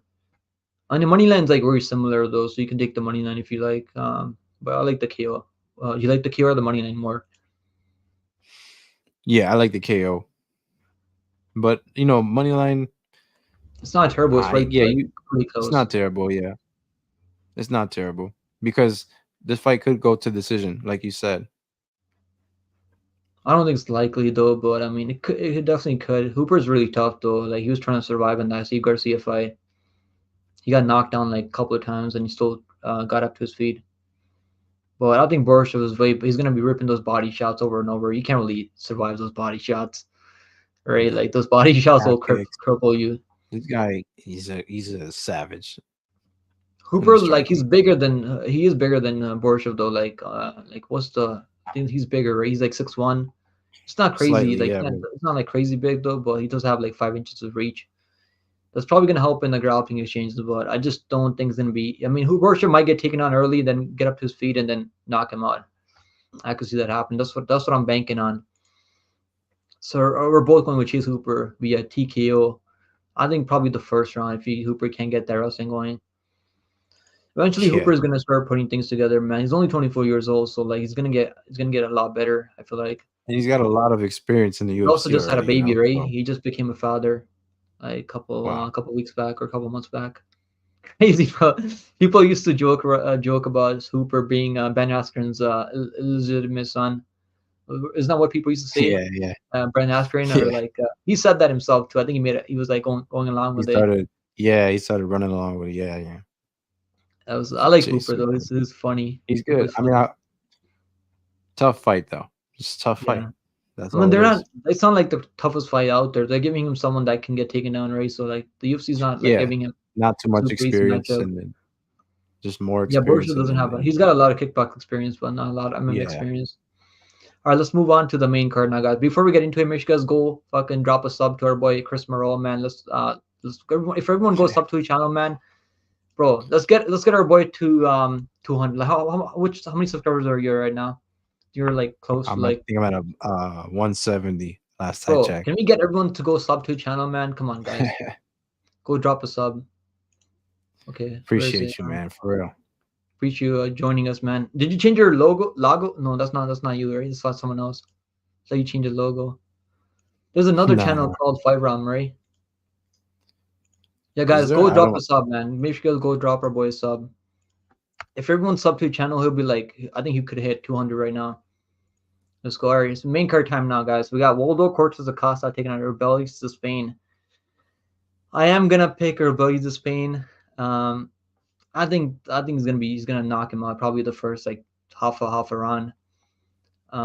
There's really not much more to it. I mean, it said he was 36 years old, right? So now they changed it to 35 years old. So I don't really know what's going on with that. I swear he was like 36 years old, listed at 36 When you before. come from Cuba, Bro, I don't think it matters though, even though he's getting up there in age, like he's not crazy young. But it doesn't really matter for heavyweights. I mean, Derek Lewis is 39, right? He's almost pushing 40. I think it just means the reach is gonna be crazy, man. The reach is actually like so he's got like a over 10-inch reach advantage, like 11 inches reach advantage. Um, like I'm just worried about the cardio. Like if it goes past the first round, we don't. There's a lot of question marks. I'm just passing, bro. I'm just gonna sit back and watch this fight as a fan. I don't have any bets on this fight. I yeah. did bet on him against Josh Parisian, who's an absolute can. I mean, I don't think Cortez Acosta is an absolute can. Um, I mean, if you got him at a -160, I don't think yeah, that's a bad bet. that was the line to go bet him at -160. I missed I was looking at the line, but I'll be honest. I was looking at it. I was like, let me parlay him with the Urbeski. Yeah, I was gonna get plus money on it, and then I just waited too long. I was like, the line might come back to like go down to -120, -130. That's what I was hoping for, and it been the other way. He's like -250 yeah, now, minus 200, minus two yeah. forty, I think, or You even can't higher bet than that that. anymore. Can't bet that on a There's guy just so many only question five marks, fights. man. Second fight, I mean, Yeah, doesn't have a lot of fight time in MMA, right? Like he's only got like his last four fights only gone like I mean like 2 minutes, I think, overall, like combined. I bet him big time over Miles Banks. I actually bet him even money there. Miles Banks and Fury FC. I was live during that card. They signed him after like 5 minutes when he went out there and sparked that Miles Banks guy. They signed him like 5 minutes after that. I think that's the fastest signing from the UFC I've ever seen in my life. And yeah, they're like, we need this guy in the UFC, and they signed him like 5 minutes later. and the dude And he he was fought actually, was huge. yeah, The Miles dude he Banks. I fought mean, was a lot of people are picking yeah, him too. A lot of people were picking Miles Banks on there. Like for 54%, people were picking Miles Banks. I picked the Spain because I knew the Spain is the real deal. When you're knocking out anyone, if you're knocking out like absolute cans, absolute taxi drivers in like 5 seconds, still knocking people out in 5 seconds. I mean, that's still really exactly. Yeah, impressive. So I got him even money in there, -120. I bet him at +105, like two times. I doubled up on it. I should have bet more on it. And I was like, that was the easiest money I ever made. Like he got rocked in that fight too. Like wouldn't really say he got rocked. Miles Banks landed like a nice right hand on him and didn't really phase him at all. He's got a good chin on him, so I think he's gonna go out there and knock out Cortez Acosta probably in the first round.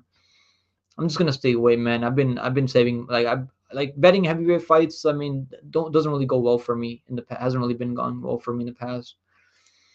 I'm gonna pick the Spain though, probably first round KO. What do you think? yeah. I think you know we have we're both picking the Spain in this one. Um, I think that Waldo has good boxing, and it's just the fight with Andre Arlovsky against a guy who's 40 plus. it looked like Arlovsky could go another 3 rounds this if they bro. kept fighting like I that, was you like know? so pissed Like, off. I had a big parlay with Cortez Acosta. I had a parlay with Ian Gary and Sean yeah, O'Malley. Now, like, I yeah, cannot believe that Costa made that fight so sweaty, bro. I was like yeah, like sweating. I was like sweating and like they crazy. but they both just didn't look like they were doing anything, you know? And if you think that that's gonna get a guy like Robelis to Spain tired, I just don't think so, you know? These guys, you know, everyone's worried about his cardio. They do train for 3 rounds. They don't train for 1 round.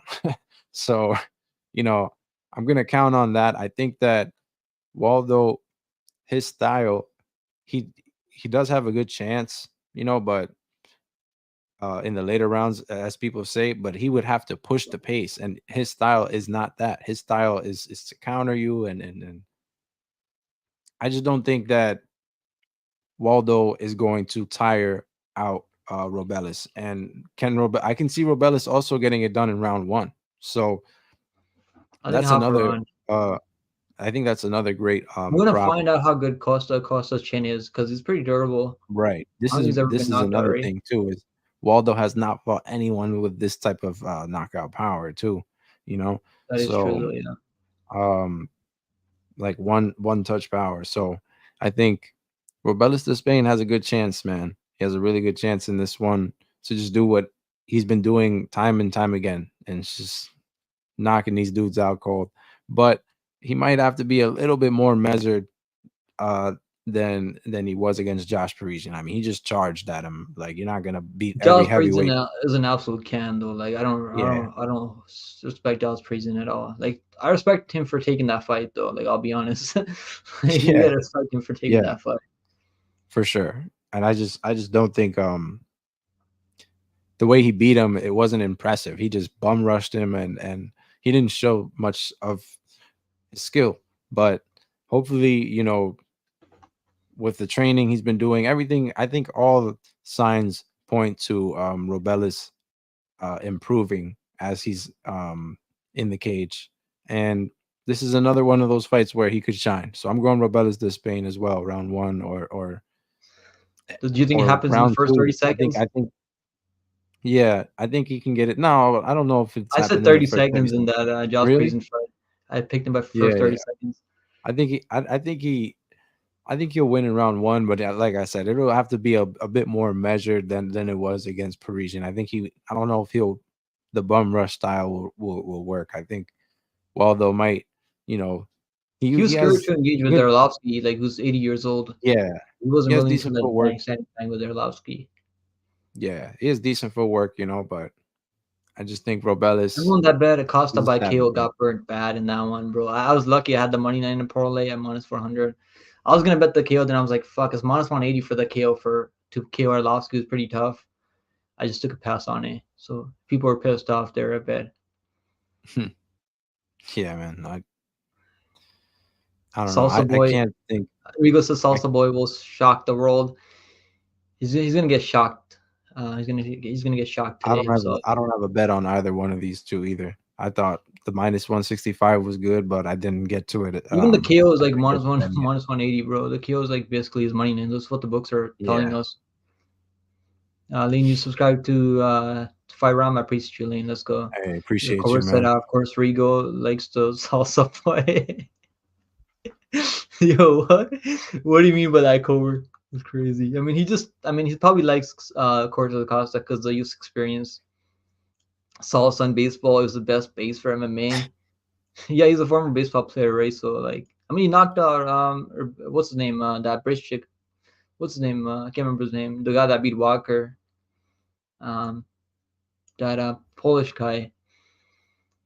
Brzezinski, or so, whatever his fucking name is. So of course the Costa went out there, knocked him out, right? So he's definitely got some knockout Yeah. Oh, power. Lucas Brzezinski. Yeah, Yeah, yeah, Lucas yeah. Brzezinski, whatever his name is. Mary said, I feel like me and everyone who I follow on Tapology picked him. Yeah, I think most people are picking uh Spain. I mean, 91% people were picking Twain. Holy shit. Yeah, if Costa goes out there and knocks out Spain in the first round, or even just beats him by decision, I mean, Spain's gonna be the biggest fraud ever. Like, but I don't Yeah. think the People are fraud. not people are not gonna give Acosta much I mean, credit, but I this is a think that's a favorable tough. matchup for him too. It's a favorable match Yeah, for Spain. I mean, they're not giving him someone that's gonna be looking to take him down or looking to use their jiu-jitsu on him. They're giving him someone that's gonna be willing to stand and bang with the Spain, and the Spain's got 10 inch of reach, way bigger, way taller, way more power on the feet. Yeah, I mean, the credit Spain, to Waldo for taking the fight as well. You know, and this is a good matchup for him. There's a lot of hype on the Spain, so if he goes out there and yeah, beats the Spain, I think they're probably gonna give him a ranked opponent next. I mean, so Spain, I mean, he is pretty tough though. I mean, was it this fight? Jared Vendera was like landed like 60 leg kicks on him, and he took those leg yeah. kicks. I mean, it's pretty tough.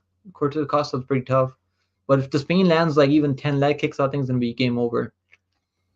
I don't I don't think I mean Jared Vendera hits hard as the Spain. What's the I mean the knockouts like I think the knockouts minus 245 for the Spain. Holy shit, the line guy. Yeah, I was like minus 160 when I was thinking about it.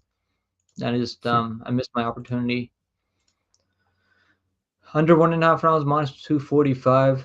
Um, I think the Spain probably he's probably got the first round. Like he does have the first round finishing ability, so you might as well take the Spain by first round than take it under 1.5. Because I think Costa's gonna be looking to extend this fight. He's gonna be looking to take this guy, trying to extend this fight later. Fight to start round two. I don't think this fight's gonna start round two. Nah, Spain by TKO minus 190, bro. That's like you might as well take the money line then. The Spain, bro, ITD is minus 200. yeah, the Imagine he money gets a line submission. blew up, What's a man. submission for the Spain? Sucks. He's got long limbs, Imagine. right? Imagine he gets a submission, bro. What's submission? Okay, He does train with the plus sixteen Gracies, hundred. Imagine he gets a club and sub, gets his supposedly. first submission, bro. Yeah, I really want to pick submission, but I don't think that's gonna happen. I mean, I'm sure there's people out there taking the submission for the Spain. I mean, the Lima couldn't submit him, so I don't see that happening here. Lima has way better jiu-jitsu than the Spain, and he couldn't get a submission on Costa. Cortez Costa, and he had him down like for a majority of that fight too. First round. What's I mean, you can probably find like yeah, fight ends in within 1 minute of round one, plus 400. I think I think that can cash. I don't really be playing stuff like that though. Yeah, I'm passing on this one, but I can't wait to see this fight because I'm super hyped for this one. Yeah, me Next too. fight on the card is gonna be Alex Caceres, but Bruce Leroy taking Sean Woodson. You want to start with this one, Chris? All right, man. Yeah, your lock of the week. Yeah, picking Um, Woodson. Lock of the week. I think he's gonna get it Woodson. done. Yeah, man. He's getting a step up in competition here. I think Alex Caceres is a true veteran. 11-1 record is very deceiving because this guy he's got a very extensive boxing background and he shows it in all of his fights. This guy has really good distance management. He has a really straight jab and is consistent. Those are I think those are his best tools. And he's got amazing takedown defense. We're starting to see that time and time again. He is hard to take down. And um he's the type of guy when you see him, you think you can get a body lock on him, but you just I don't this guy, he just works his way out of everything, you know. He can scramble, you know. And Caceres doesn't have the fighting style from the fights that I've watched. He doesn't shoot double legs. He doesn't shoot single legs. He is a good grappler, but he's an opportunistic grappler in my opinion. And I think against a guy like Woodson, that's going to cancel out. I think these two are going to stay standing. And Woodson has shown a lot of improvement in keeping the fight at his distance. Alex Caceres is a guy who fights on the outside. This fight could actually be very boring. You know, it has the potential to be very boring, I think. But um, Sean Woodson, I got to go with Sean Woodson in this one. I've seen a lot of improvement out of him. The Saldana fight was a little shaky, I think. Um, but ever since that fight, this guy is another guy who's, you know, learned to become a minute winner, learned to have moments in every round. And Caceres he does do the same thing. And that's usually how he does win is having small moments in every single round.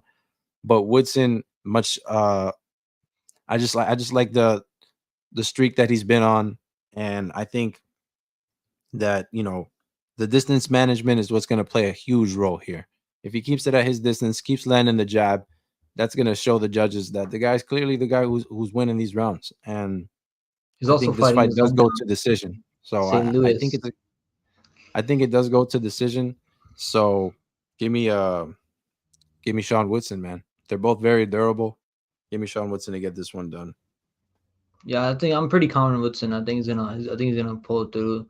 Caceres is a tricky guy. Like he's got tricky striking though. Like you really don't know what he's gonna throw next. Like, he's really tricky though Yeah, on the feet, but he's not really crazy dangerous. It's not like a power puncher, right? So I'm not really worried about him clipping Woodson down, knocking him down. Like the only time I've seen Caceres get a knockout was over Julian Rosa, who's got no yeah, chin, and he knocked him out with the head kick. I don't think he's gonna be able to get those kicks up there like he did on Julian Rosa. And with like Woodson's, I've seen him get in trouble before. Luis Saldana fight, he got knocked on, almost got finished. Should have got knocked TKO'd there. But Saldana was trying to he kicked Tucker, kicked him in the after, trying to get him finished. He got way too excited. But yeah, I mean Woodson was winning that fight up until that those knockdowns. But yeah, I think he's gonna be the better point fighter. If it's close, I think it's gonna go to Woodson in his hometown. And that's because Sarah also doesn't really true. throw a He's lot in of, his I don't think he hometown. really throws a lot of strikes out there. So it's not really gonna be throwing crazy volume. I think Woodson's gonna be able Right. to keep the range, and it's gonna be a weird fight though. I feel like, but I think Woodson's gonna be the better striker on the feet, better. I don't know who's got more power. I mean, Woodson probably got he's probably gonna be landing the jab over and over. He throws a nice jab out there, like so. I'm gonna go. I'm also going Woodson via decision. I mean, I think it's a good parlay piece, even -220. I Yeah. got him in a parlay with So their Besky, Montes I have him Besky. parlayed with Veronica Hardy and Rumbeski I for think that's a good parlay. I forgot what the odds I got on that, but 100% that let me Salsa Boy is a I'll pull stud. it I up. mean, he should have finished Arlovsky, man. If Dontel Mays can finish Arlovsky, like, how can you not finish Arlovsky, like, who's 85 years old? Like, just, like, he barely scraped by. I mean, that fight, some people think Arlovsky won the fight. He had a good moment in the last minute of the fight, and that's why he got the decision there. I mean, let's see, man. I think the Spain's gonna knock him out. I hope he knocks him out. Like, I don't really like Acosta that much. Yeah, He's disrespecting Arlovsky too. just lulls people to sleep, man. I don't know. Yeah, yeah. It's gonna be crazy though. The first minute of that fight's gonna be crazy. Um, Johnny said, "Does he have any chance to beat or Bellies?" I mean, Rigo thinks so. I don't think so. I don't think he's gonna be able to. I mean, if it goes longer than 5 minutes, I mean, you never know. If he starts taking down your bellies, even if he takes him down, I mean, I don't think he's gonna be able to hold him down. It's not really his game, right? Nah. He's not really used to grappling guys out there. Yeah, Of exactly. course, Rigo wants to drink his salsa. All those free money you think, Rigo? I mean, we're gonna find out in a couple of hours from now, like 2 hours from now. And he said Lane played in the NFL and got KO'd stiff. Austin Lane, yeah. I mean, Austin Lane was out there trying to grapple, right? Like he got the takedown on the Yeah, knees, and I was worried. I mean, that had me worried. And at first, I was like, "Holy shit, Knees has no takedown defense. Someone that can like keep up the pace on the knees, I think they're gonna beat him with the grappling." But Austin Lane looked like a different fighter in the second round there. yeah. And that's what the UFC's that's why they're giving him a Costa, like who's a striker. He's not really known for the grappling, really. Like that's what they're doing with the Spain. They're giving him a striker. That's gonna be a step up in competition too. Yeah, I wouldn't Svaldo's see good him there. fighting Yeah, a. I don't see him fighting a grappler until he loses. yeah. Honestly, I think they're gonna give him proper matchups out there. Dude, yeah, Vendera arguably beat Waldo too. What a fraud. Yeah, he landed like I think he was landing like leg kicks at will. Like he landed like I don't know, like 60, 70 leg kicks in that fight. Like it was like I mean, Cortez Acosta's really tough though, but Jared Vandera doesn't hit hard like the Spain.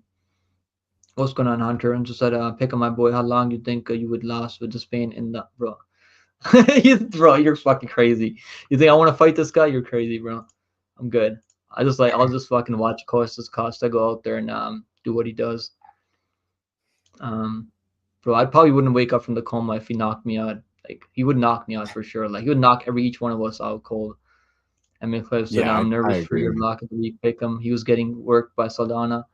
I remember that fight because I had a bet in Woodson. Like had him in a parlay, but he wasn't really getting worked by Saldana. He just got rocked in the second, third round. I think this third round, I think it was second round maybe.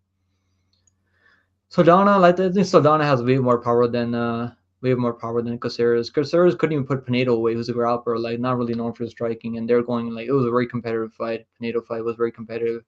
Yeah, Caceres has a lot of close fights as well, man. And he's fought You everyone. I should. mean, I do respect him because he's been in the UFC for a long time. That's why his record looks like few on paper because he's like, what Yeah, is it, like 21, 21 and 14. At 14. one point, I think it was like 14 and 9 at one point, 14 and 11 at one point. So he's actually won like Jeez. seven of his last like 9 fights. I think like he got struck by Giga Chikadze, but that was a close fight. I bet Giga there. I don't think I bet him that Julian Rosa. I just took a pass on that one because it was I thought like it was a just jiu-jitsu matchup, and he head kicked into the shadow realm. I don't see him head kicking Woodson. Yusuf Nah. was it And gonna beat him? Rosa, he's been knocked out plenty of times too. I mean, Hamos. I still can't believe Hamos was rocked him, almost knocked him out. Then he's out there trying to shoot takedowns on him. Hamos is an automatic fade for me. Like I'm never betting Hamos again. Lucky for me, I'd done the 2.5, so I was okay. I'm never picking Hamos to win another fight in UFC. That dude just has one of the worst fight IQ ever out there. Yeah, I think Woodson is a good parlay piece this week. I got him in a parlay with Mateus Rebesky. I think he goes the distance though, because I do think that Woodson, Caceres is really tough. I think Woodson's really tough also, so I don't see a finish happening unless like Woodson gets taken down. Like is I don't think he's gonna get Yeah, taken down though. Caceres that'll doesn't have great good takedowns. nah, Minus nah. one, minus 225 for Woodson. I think he's gonna win in his hometown. If even if it's a close fight, I think it's gonna go towards Woodson. He's actually looking better out there. Has a win over Yusuf. I mean Yusuf Jalal. Like is that the same Yusuf Jalal that I'm thinking of, or is that someone else? No, it's Yusuf Salal. Yeah, you're right. Yeah, It that is was a Yusuf Jalal. close fight though. It was a really close fight. I'll say that. I But mean, it's a split, but still a good win. I mean, yeah, still he was aging. He defending a knocked lot of out McKinney. takedowns from He Yusuf. was getting taken down We by know. McKinney in the series though. Like he was getting taken down by him, and but he knocked him out with a flying knee though. Uh, that was. I mean, he's got. I think he's got. Like I don't know if he's got better wins. It's really similar. They both got decent wins. I think he goes the distance though. I don't see him knocking Caceres. What's I think the plus 105 right? Decision for Woodson. Um, Um, Woodson yeah, get I mean decision. the bookie's got to be on to him by now. Four out of his Minus um 120 now. five It's not even plus wins. money anymore. Yeah, four out of his five wins have been by decision. So I'm sure I there's a think lot of people the betting UFC. decision for Woodson. Caceres is really tough. You might as well take five goals of distance at this point if you're gonna bet either guy by decision. But I think Woodson's. I'm confident that Woodson's gonna go out there and make. He's gonna win. I don't wouldn't really say he's gonna make it look easy, because Caceres is a tricky dude. He's really durable Yeah, also. But five goals of distance minus 250. I think that's a good parlay piece. I like Woodson as a parlay piece too. I mean, Woodson's got knockouts, so he's knocked out McKinney. I mean, McKinney gets knocked out all the time. It is what it is. Well, Caceres is really tough, man. He's fought everyone too, right? He's only been finished like a couple of times. He's been subbed, right? 5 times. I mean, who subbed him? Pat Sabatini. I mean, like, Pat Sabatini has current Con Gracie. I still can't believe he lost to Con Gracie. That's what people like. That's what gave Con Gracie all that hype, right? Because he went out there and subbed Caceres as a split to Yair Rodriguez. Like, it's probably gonna be a close fight, though. I feel like because he's been looking pretty solid at 35 years old. I think Wilson's gonna be able to get it done, though. I don't see Caceres knocking him out. I mean, I like decision for Woodson. I mean, I think the money line's better now since you're not getting plus money anymore on the prop decision prop. You might as well put in a parlay. I think it's a good yeah, parlay piece. All right, guys. Up next, we got Diego Ferreira taking on Matus Rembeski. Bro, Diego Ferreira, man, dangerous dude, man, dangerous dude. So I picked Johnson as underdog, and Johnson was clearly winning that fight. He was out there looking great out there, man. Johnson's like issue is that he's always looking great out there until he gets knocked out, like, and he got buried 10 feet under. yeah. And I had money in a parlay with the Devin Haney. I think Devin Haney fought Lomachenko the same week. and had him in a parlay. Had a bunch of other fighters in a parlay, and had Johnson as the only underdog in that parlay. So I was gonna make so much money on that parlay. Had three parlays, and I put him in every parlay. Dumb of me to do that. Damn. Yeah. Johnson, like I was like Johnson's gonna. This is the easiest money ever. Like it's gonna be easy money. Johnson and Fira, like he wasn't looking good out there, but Johnson's just durability is very questionable. Other than that, I mean, he got like his submission to strikes. I mean, not the best look, right? Matthias Gamera doesn't really have the best ground and pound. Yeah. I mean, he had him in a choke as well too, but he just Bro, he I just think it's gonna basically be. I told think the ref. Rubeski's gonna make this shit look easy, man. This he might club and sub him too. He might just submit him overall. Like I don't think submission is that likely though. Like Farrell's never been sub, but Rubeski, if anyone's gonna submit him, probably gonna be Rubeski because Rubeski, like bro, I watched like he's actually fun, really fun to watch. Yeah. And like he got the submission very naked choke, and he didn't even have the hooks in, and he got the submission in on the contender series. And he got rocked, bro. That like this guy Rodrigo Lidio landed like a clean head kick on him and didn't even phase him, which is crazy. Like that head kick was as clean as a head kick will ever be, and he just fucking ate that shit like it was like nothing. So Herbeski, I think Dude, he's Zerabodi's gonna tough. be there, bro. What Yeah. were you saying? No, he's tough. He's tough. I agree. Yeah, Herbeski's a fucking little tank, man. 5'7", like he's a little tank. Dude, Fair actually has like 8 inches reach advantage. I don't think it's gonna matter because I think Herbeski's gonna be on him like a fucking pit bull right from the jump. I think Yeah. Trubisky all day long. I mean, the Lions absolutely got steamed. I should have parlayed him when he was like minus 275 earlier. When I got to him, it was like minus 400. So not bad. I mean, not bad. Chalky favorite parlay piece. I still think it hits. I think he's gonna finish Ferreira though. Ferreira has been finished a lot. Like he does have good wins though in the UFC. Like he's got wins over Kyle Nelson. Like that's honestly aging pretty well. Win over OEM. I mean, like, so he's got some nice wins. I mean, it's been so long though since he has one of those had one of those wins. So Pettis win. I mean, Pettis was on a like a on the decline. Then he lost 3 fights in a row. Benio Darius. That fight, Benio Darius was really close. They were just grappling with each other, Yeah. really close. Yo, where's Gillespie been, man? I hope Gillespie fucking comes back. He's 37 though. Like, shoot, Gillespie was really good. Matus Way Gamera, past like his time finishing. now. Matus Gamera finishing is not the best look either though. Michael Johnson, I mean, Michael Johnson was clearly dominating him on the field. Like, wasn't really hurting Dominating him. him. It Yeah. was like just point fight, He was dominating him though. outpointing him. I mean, he Yeah. was like making it look easy though. Then he got buried in a coffin. So that's what happened there. But I think for Matus Trubisky, I think he's gonna finish him by KO TKO. I hopefully he gets a KO TKO. He might get a submission. I played his KO TKO at plus money though, but submission is likely too. Even though Farah hasn't been sub, he's got a nice jiu-jitsu. I think it's gonna be tough to get a submission Farah though. I think it's gonna be probably by knockout because the Bresky has nice leg kicks and like the way he chopped down Loic Rajabov, bro. Like holy Yeah. shit, that was crazy. That was nasty. He was on him like a fucking pit bull too, all the whole time. Didn't give him any time to like set anything up or breathe. Yeah, Yeah. I like I like Rumbeski as well, man. Trubisky. I think it's probably a lock on this card. I mean, I would pick him as a lock if he was minus 200 or like anything under minus 200. Well, you can't really like you can't pick a minus 500 as a lock of the week. It's like so fucking Yeah. obvious. You get no credit for that. Yeah. Yeah. What's your But breakdown for this one? yeah, he's been proven to be the real deal. What he's got a knockout win, he's got a submission win, he's got a decision win. This guy, you can't question that this guy has definitely been proven to be the real deal. I think he's an amazing grappler. We saw how he was able to keep Loic Radzhabov down with his jiu-jitsu threat and just his overall size. I think he's really strong for this weight class. I think you know, the Super reach might stocky, not be the man. best. The reach might not be the best, but this guy he's got a huge back. I think he's really strong. And Diego, despite the win over an aging Michael Johnson who was winning the fight until he didn't, I think Diego's 38 years old. Look, it's no surprise that Diego is the underdog here. It's no Dude's surprise that still we're dangerous. So picking. even at 39, he's still dangerous. But I don't see him knocking out. I think if he landed that right hand on I mean, Urbeski, I if don't think he would have 80.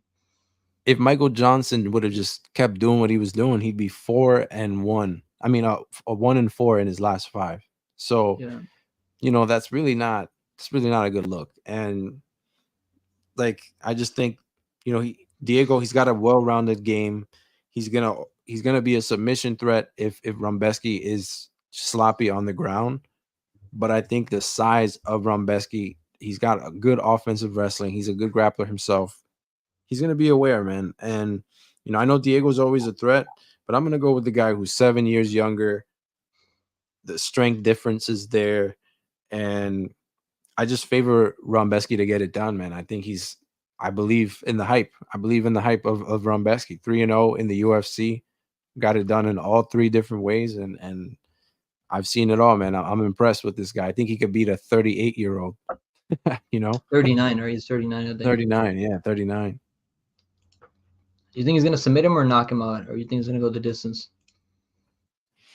So, man, it could go to distance if Diego's true veteran ship shows up, but it hasn't been against guys who like Gregor Gillespie and Gamrod and these guys who are much younger than him and out there, and Rumbeski pushes the pace too. So I'm going Rumbeski to get it done, man. I think he could get it done by ground and pound finish. I think the same way he got it. Well, yeah, the same way he got it done against Loic. You think he's gonna be chopping those leg kicks and hit him with the left hook? That was a mercy stop, as though the referee knew that the look was done. His legs were absolutely toast. He might not. Hopefully, he knocks him out like that. I got the KO prop, so hopefully, he knocks him out. Submission is actually more plus money. I think you're getting more plus money in submission, but Farrell's never been stopped though, so he's got a black belt in jiu-jitsu, so I don't think submission is likely. It could happen. I mean, even black belts get stopped all the time. Where's the line on this one? Okay, so Urbeski is minus 470 right now. Holy shit! I think it makes sense for him to be minus 470 though.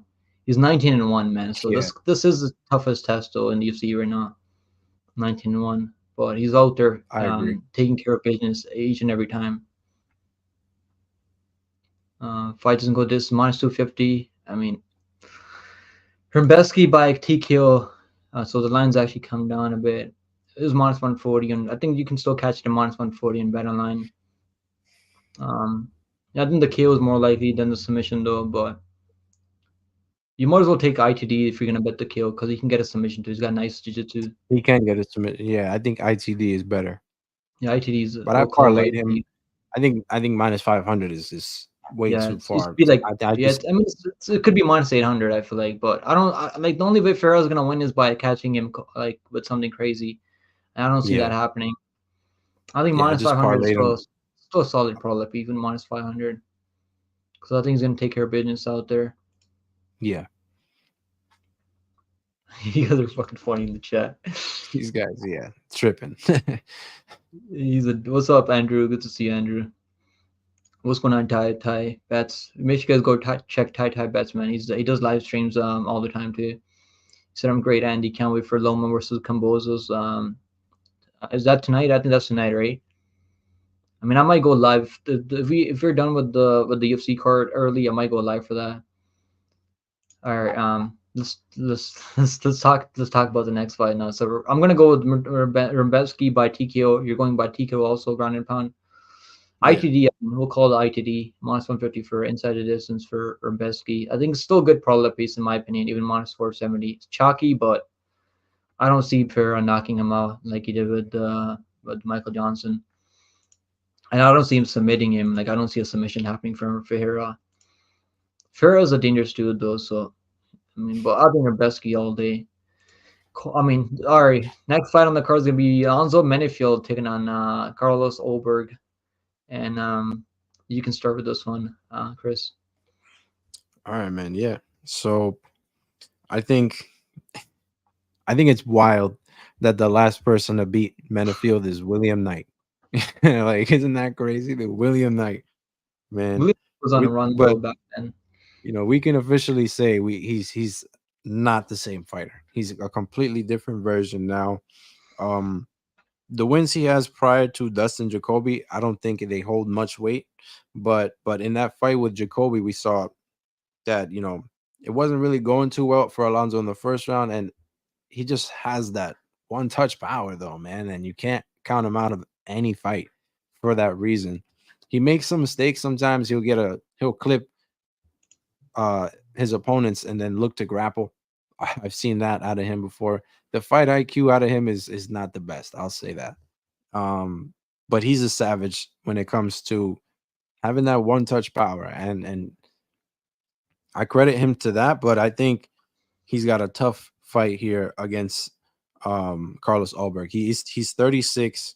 That head hunting style that he does favor a lot.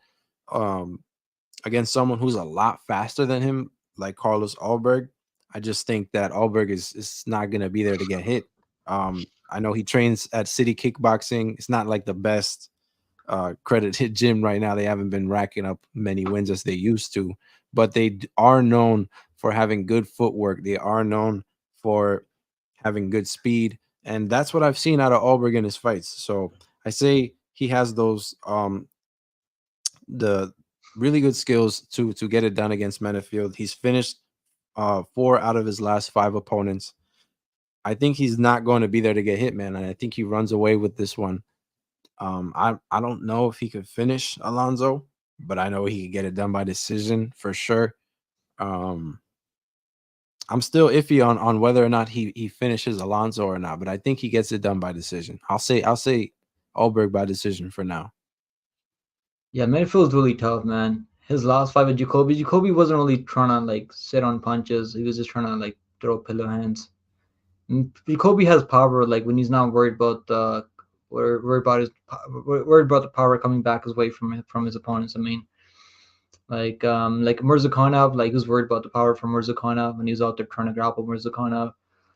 And then when he's out there like worried about the power from Manifield, it wasn't really letting those combinations go, and he's worried about the power. Jacoby, I mean Manifield, bro. I'm done betting against Manifield though. Like this dude, I just like it's tough with Manifield though because he does have a good chin on him. He's tough, decent cardio. His cardio's not like crazy bad. He's very fucking physically strong too. So he can, I mean, can you get a takedown to Oberg Yeah, and like maybe get a submission or something? for sure. Maybe, but and this is Orberg's toughest test. If Orberg went out there and knocked out Down Jung in the first 2 rounds, I'd be like, okay, I think Orberg is the guy I would think he is, and he still got the finish by submission like in the last 90 seconds. But the fight was very competitive in the first 2 rounds. Down Jung was landing some nice counters, and Orberg was looking like he was getting tired in that fight. So if he gets tired in this fight against Manifield, who hits like a fucking truck, I don't know. Like, I'm not betting on this fight. I'm just gonna sit back and watch this, see what happens, because this is a tough test for Oberg. I mean, he's gonna be much quicker, so I'm gonna pick Oberg here. I'm gonna go decision too, because I think it's gonna be tough finishing Manifield. Manifield has been knocked out by Owen St. Preux back in the day, Yeah, but he trains with Pat Barry, right? So, guys, let's get some Pat Barry emojis in the chat. Let's get some Pat Barry that's what I'm emojis. saying. Yeah, the fight IQ is not the best. I mean, he should wrestle here. Manifield should wrestle here. That's what he needs to do. He Grapple with should. this guy because he should not be striking with Orberg. Orberg's going to be way better striker, way better combinations, way better rig cooker, way Yeah, faster, way better leg kicks. And I think he's gonna be throwing those feints out there. Like I'm gonna pick Orberg via decision. He could get a TKO also because he'll clip you on the side of the head like he did with Bateria. And Bateria's like not really. I don't really think Bateria's that good. Yeah, I am gonna pick Oberg. We have seen him get knocked out before in the Kennedy Chukwu fight. So Chukwu, right? Kennedy Chukwu, I think, yeah, knocked him out yeah, with a nasty knockout. Yeah, I'm gonna go Oberg by decision, but I don't have a lot of confidence on it. I don't like him as a pro piece. I mean, I know people like him as a pro piece, and just why shouldn't you? He's going out there getting the job done. But Manifield's out there like getting the job done too. He's like actually like how much? He's actually like 5-0 his last couple fights. yeah. Oh yeah, he's Benefield actually has doing. that He's Jimmy turned it Crude around. fight. I mean, he looked terrible in that Jimmy Crude fight in that first fight. Then he went out there and choked at Jimmy Crude. Jimmy Crude has no striking to speak of though. Nah. And Asker, this guy is like so is an absolute fraud. Like I don't know how Yeah, he ever made it to 80. didn't he pat his record up Faked his and record. Yeah, whatnot? he faked his record. William Knight wrestling with him? How did William Knight beat him? I don't even remember that one. That's what I'm saying. The Devin Clark beat him too, bro. Like the losses are pretty horrible. Knocked out Yeah. Paul Craig in the first 3 minutes. I mean, so, that Yeah, is what it is. I think the wins after, I mean, before just Dustin Jacoby, you can't really rate them too high, but they're the guy is consistently getting it done. So you got to credit him for that. Andrew said, "Okay, I respect you, literal." Yeah, let's get some Pat Berry emojis in the chat, man. Let's see if Pat Berry's got something cooking up tonight. Of course, that Oberg is trying to be a model. He can't afford to get hit in the face. Okay, dude could be a model, man. I think could be a model if he wants. Boss guy said, I have a feeling Manifield clips him for some reason. I mean, if Oberg gets lazy with his striking defense, he can definitely get eat a big bomb and get knocked out. We've seen him get knocked out cold against Kennedy, right? Kennedy clipped him Yeah, bad. And he could Manifield's win. like He slow could. though. Manifield's really slow, I feel like. I But when worry he sits about in the that pocket, he one can touch definitely clip power. him. Yeah, he does Yeah, have power though. Do you think he has more power than Kennedy though? I'm not really sure if he's got more. I think he does have more power than Kennedy. I think Zinchuku. he's got better chin Yeah, than Kennedy though. I think he does have more power than Kennedy for sure. I mean, and he has more. What can I say? Like he goes for it more than Kennedy for sure. Because Kennedy, he's a joke. Bro, I don't really like this for betting. I mean, the line's way too chalky. If it was minus 150 for Oberg, I'd be like, okay, parlay piece all day long. Minus 265 for Oberg. I mean, it's crazy, absolutely crazy. Because Manifield, like, if you've been fading Manifield his last couple fights, you've definitely been losing money. Unless you've been betting on him, then you've definitely been winning money. I think like Jacoby was like minus 250 right over him too. The line was very Yeah, similar. I mean, in the third round, he was like a minus 300, like 300 or something like that, and Like I he had a still feeling that he lost. was gonna lose. Like when he got knocked down in the second round, like you can tell Jacoby was worried about the power when he got clipped in the second round, and he got clipped in the third round too. But before that, I mean, Jacoby was out striking him easy, so I don't think Jacoby has crazy power like Oberg. We're gonna Right. find out what level Oberg's really on because this is his first ranked opponent right in the UFC right now. So we're gonna see if he can make his way up the rankings. Over 1.5 minus 167, bro. I don't know. I don't really like over 1.5 in an Oberg fight because he can put you away early too. Because Yeah, he's got nice shot selections too. Like he'll like wait for his counter shots. Fight doesn't go the distance minus 280. I'm not really sure. It could go the distance too. What's Oberg by decision? Plus 300 over via decision. I'm just gonna pass, man. Do you like anything for this fight, Chris? Do you like any I bet think bet? yeah, I don't have a bet on this fight in particular. I didn't mention it in my best bets video. I don't like you said, man. I don't want to get caught betting against Benefield in this one, but I do think if I was to make a bet in this one, I am picking Alberg, so I would maybe pick Alberg Straight by up. decision I or mean, I just yeah. the line is way What's the too money line? chalky. I feel like minus 265. It's crazy. 3-1 almost. Mm, that is pretty chalky. Yeah. What's the decision play Plus there? 300. Because I I think know this season some is people probably probably like think he's a lot of people think he's gonna knock him a lot out, of right? people think he's gonna knock him out early. So I mean, you can knock Yeah. him out too. We've seen Manifield get knocked out, but lately his durability's been holding up recently. Yeah. So I don't know. I say maybe he I gets it could see done by Oberg like, bro. I could see Oberg like getting clipped like here and there, and then just not really like sitting down on his punches and then just out striking him. Could you see something like that happening? yeah, for sure. Well, I'm gonna pick decision two. We're gonna go decision two plus 300 for Oberg. We had decision. That's both of our picks. All right, next fight on the card, we got the co-main event of the evening. We got Joaquin Buckley taking under Sultan Ruziboyev, man, and Buckley, man, I might be I might be a big Buckley hater because I think I am. I picked him every time. His other than maybe Fialho, I picked him. I picked Marone to beat him. It's- that was horrible. I was like, Marone just has pillow hands, no power. Then I picked Luka to beat him. Luka went out there and quit. And like I don't like Luka just quit, bro. No one can convince me that Luka didn't go out there and quit. Like Luka was trying to collect that paycheck. I feel like he wasn't really trying to trying to win that fight. Buckley, man, I mean, Chris Curtis, he was out striking Chris Curtis before he got clipped and put away.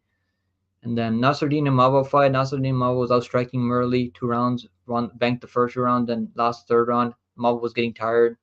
That's Imava before he was like before he prepared for 5 rounds. I mean, Imava's cardio now has really been looking solid. Imava was fighting Delita, right? No, he's not fighting Delita. Who's he fighting now? Imava was fighting someone now, right? Up the ranking. He already fought Delita last time, I feel like. Yeah, Imava was fighting Cannonier. Yeah, he's fighting Cannonier from in a couple of months from now. Yeah, that's. That's a What good do you think matchup. about that fight, I think Imava's gonna win decision. Cannonier's a Imavov? menace. I think Man, Imava yeah, wins via decision though. damn. I don't know. I mean, Cannonier hasn't fought in a long time. He's also had just had a surgery too. Yeah, But it's tough betting against Cannonier though, because he looked great out there. I mean, to be fair, I mean, Vittori's a punching bag. Like, he's not really like crazy technical in the feed. But yeah, let's get back to this fight. I mean, Buckley, bro, like he's been knocked out a couple of times, so that was a 185 though. I mean, that knockout that he yo, had this on chat over is Impa wild. Sangane was crazy. Yeah, chat's like cool. It's on demon time right now. This chat We is got Bob in the wild. house. Let's go, Bob. Let's go, Bob. What's going on, Bob? Oh, let me fucking. I forgot to click on that. Click on this one. Yeah, I'm gonna go with Ruzi Boy, man. I was worried about him cutting down to 170. He hasn't had a lot of success at 170 in the past, so you never know what's gonna happen with him here. But I'm gonna go with the guy that's more durable. I mean, Ruzi Boy hasn't really fought the competition that Buckley has fought, to be fair. But he does have a lot of experience. He's got like how many fights? Like 44 fights overall, man. That's a lot of experience. His fights haven't gone past the first round in like so long. I'm gonna pick Rude Boy by first round TKO. I played the ITD like just a sprinkle. I didn't put a lot of money on it. Plus 225 for ITD inside the distance. I think Rude Boy by first round to win in round one, round two is probably better. You're probably gonna get like plus 350 on it. But if this goes past the first round enough, I think Buckley's probably going to take over because I think he's the better, like, more technical striker. Uzbekov just kind of spams the overhand right and the uppercut over and over. But I could see the uppercut landing, and I could see the range and the reach giving Buckley some issues here. Reach is similar, right? I think they both got 76-inch reach or Same something. reach, yeah. But yeah, the height. I mean, I could see Crazy. the. Yeah, it's crazy that Buckley has the long arms like that. I don't know, man. I'm just not really a Buckley believer. If he goes out there and beats Ruzi Boyev, like I think I'd be like, okay, Buckley is a real deal. But Luka, that was not the same Luka that we know. We know like Morono. I mean, Morono just got no power. Fialho has no chin. Like if he beats Ruzi Boyev, I think this is gonna be his best win by a mile. I actually picked Luka as a lock of the week there. Yeah, and I've never had a lock that we just quit out there, and Luka just quit out there. So hopefully, like Ruzi Boyev, we can get that revenge for Luka. That's what I'm hoping for. Who you got in this one? Yeah, man. In my picks video, I was talking about it. Like we've seen a lot of joke Joaquin Buckley. You know, he's fought a lot in the UFC, but I still question his ceiling. Like I still question his potential because he's it's just always questionable with this guy, man. I don't know. And then Ruzi Boyev, we have to question him as well because he's only had 2 fights and they both ended in the first round. So there's a lot of like questions about this fight that maybe we'll get some more answers on. But I think I'll start this off. Like I'm not a really big fan of Joaquin Buckley. like that's why I think he's very hittable. I don't think he has the best chin. And you know, since he's moved down to welterweight, he's only beat Fialho and then he takes Morono to decision. This guy who talks about he can knock out everyone and he's going to be the champion is going to decision with Alex Morono. You know, so like talk the talk, but walk the walk as well. You know, and he's not doing that. So and then Vicente Luque, that was just like a watered down version. I don't even know what Vicente Luque was on that day. That was not Vicente Luque. I don't get it.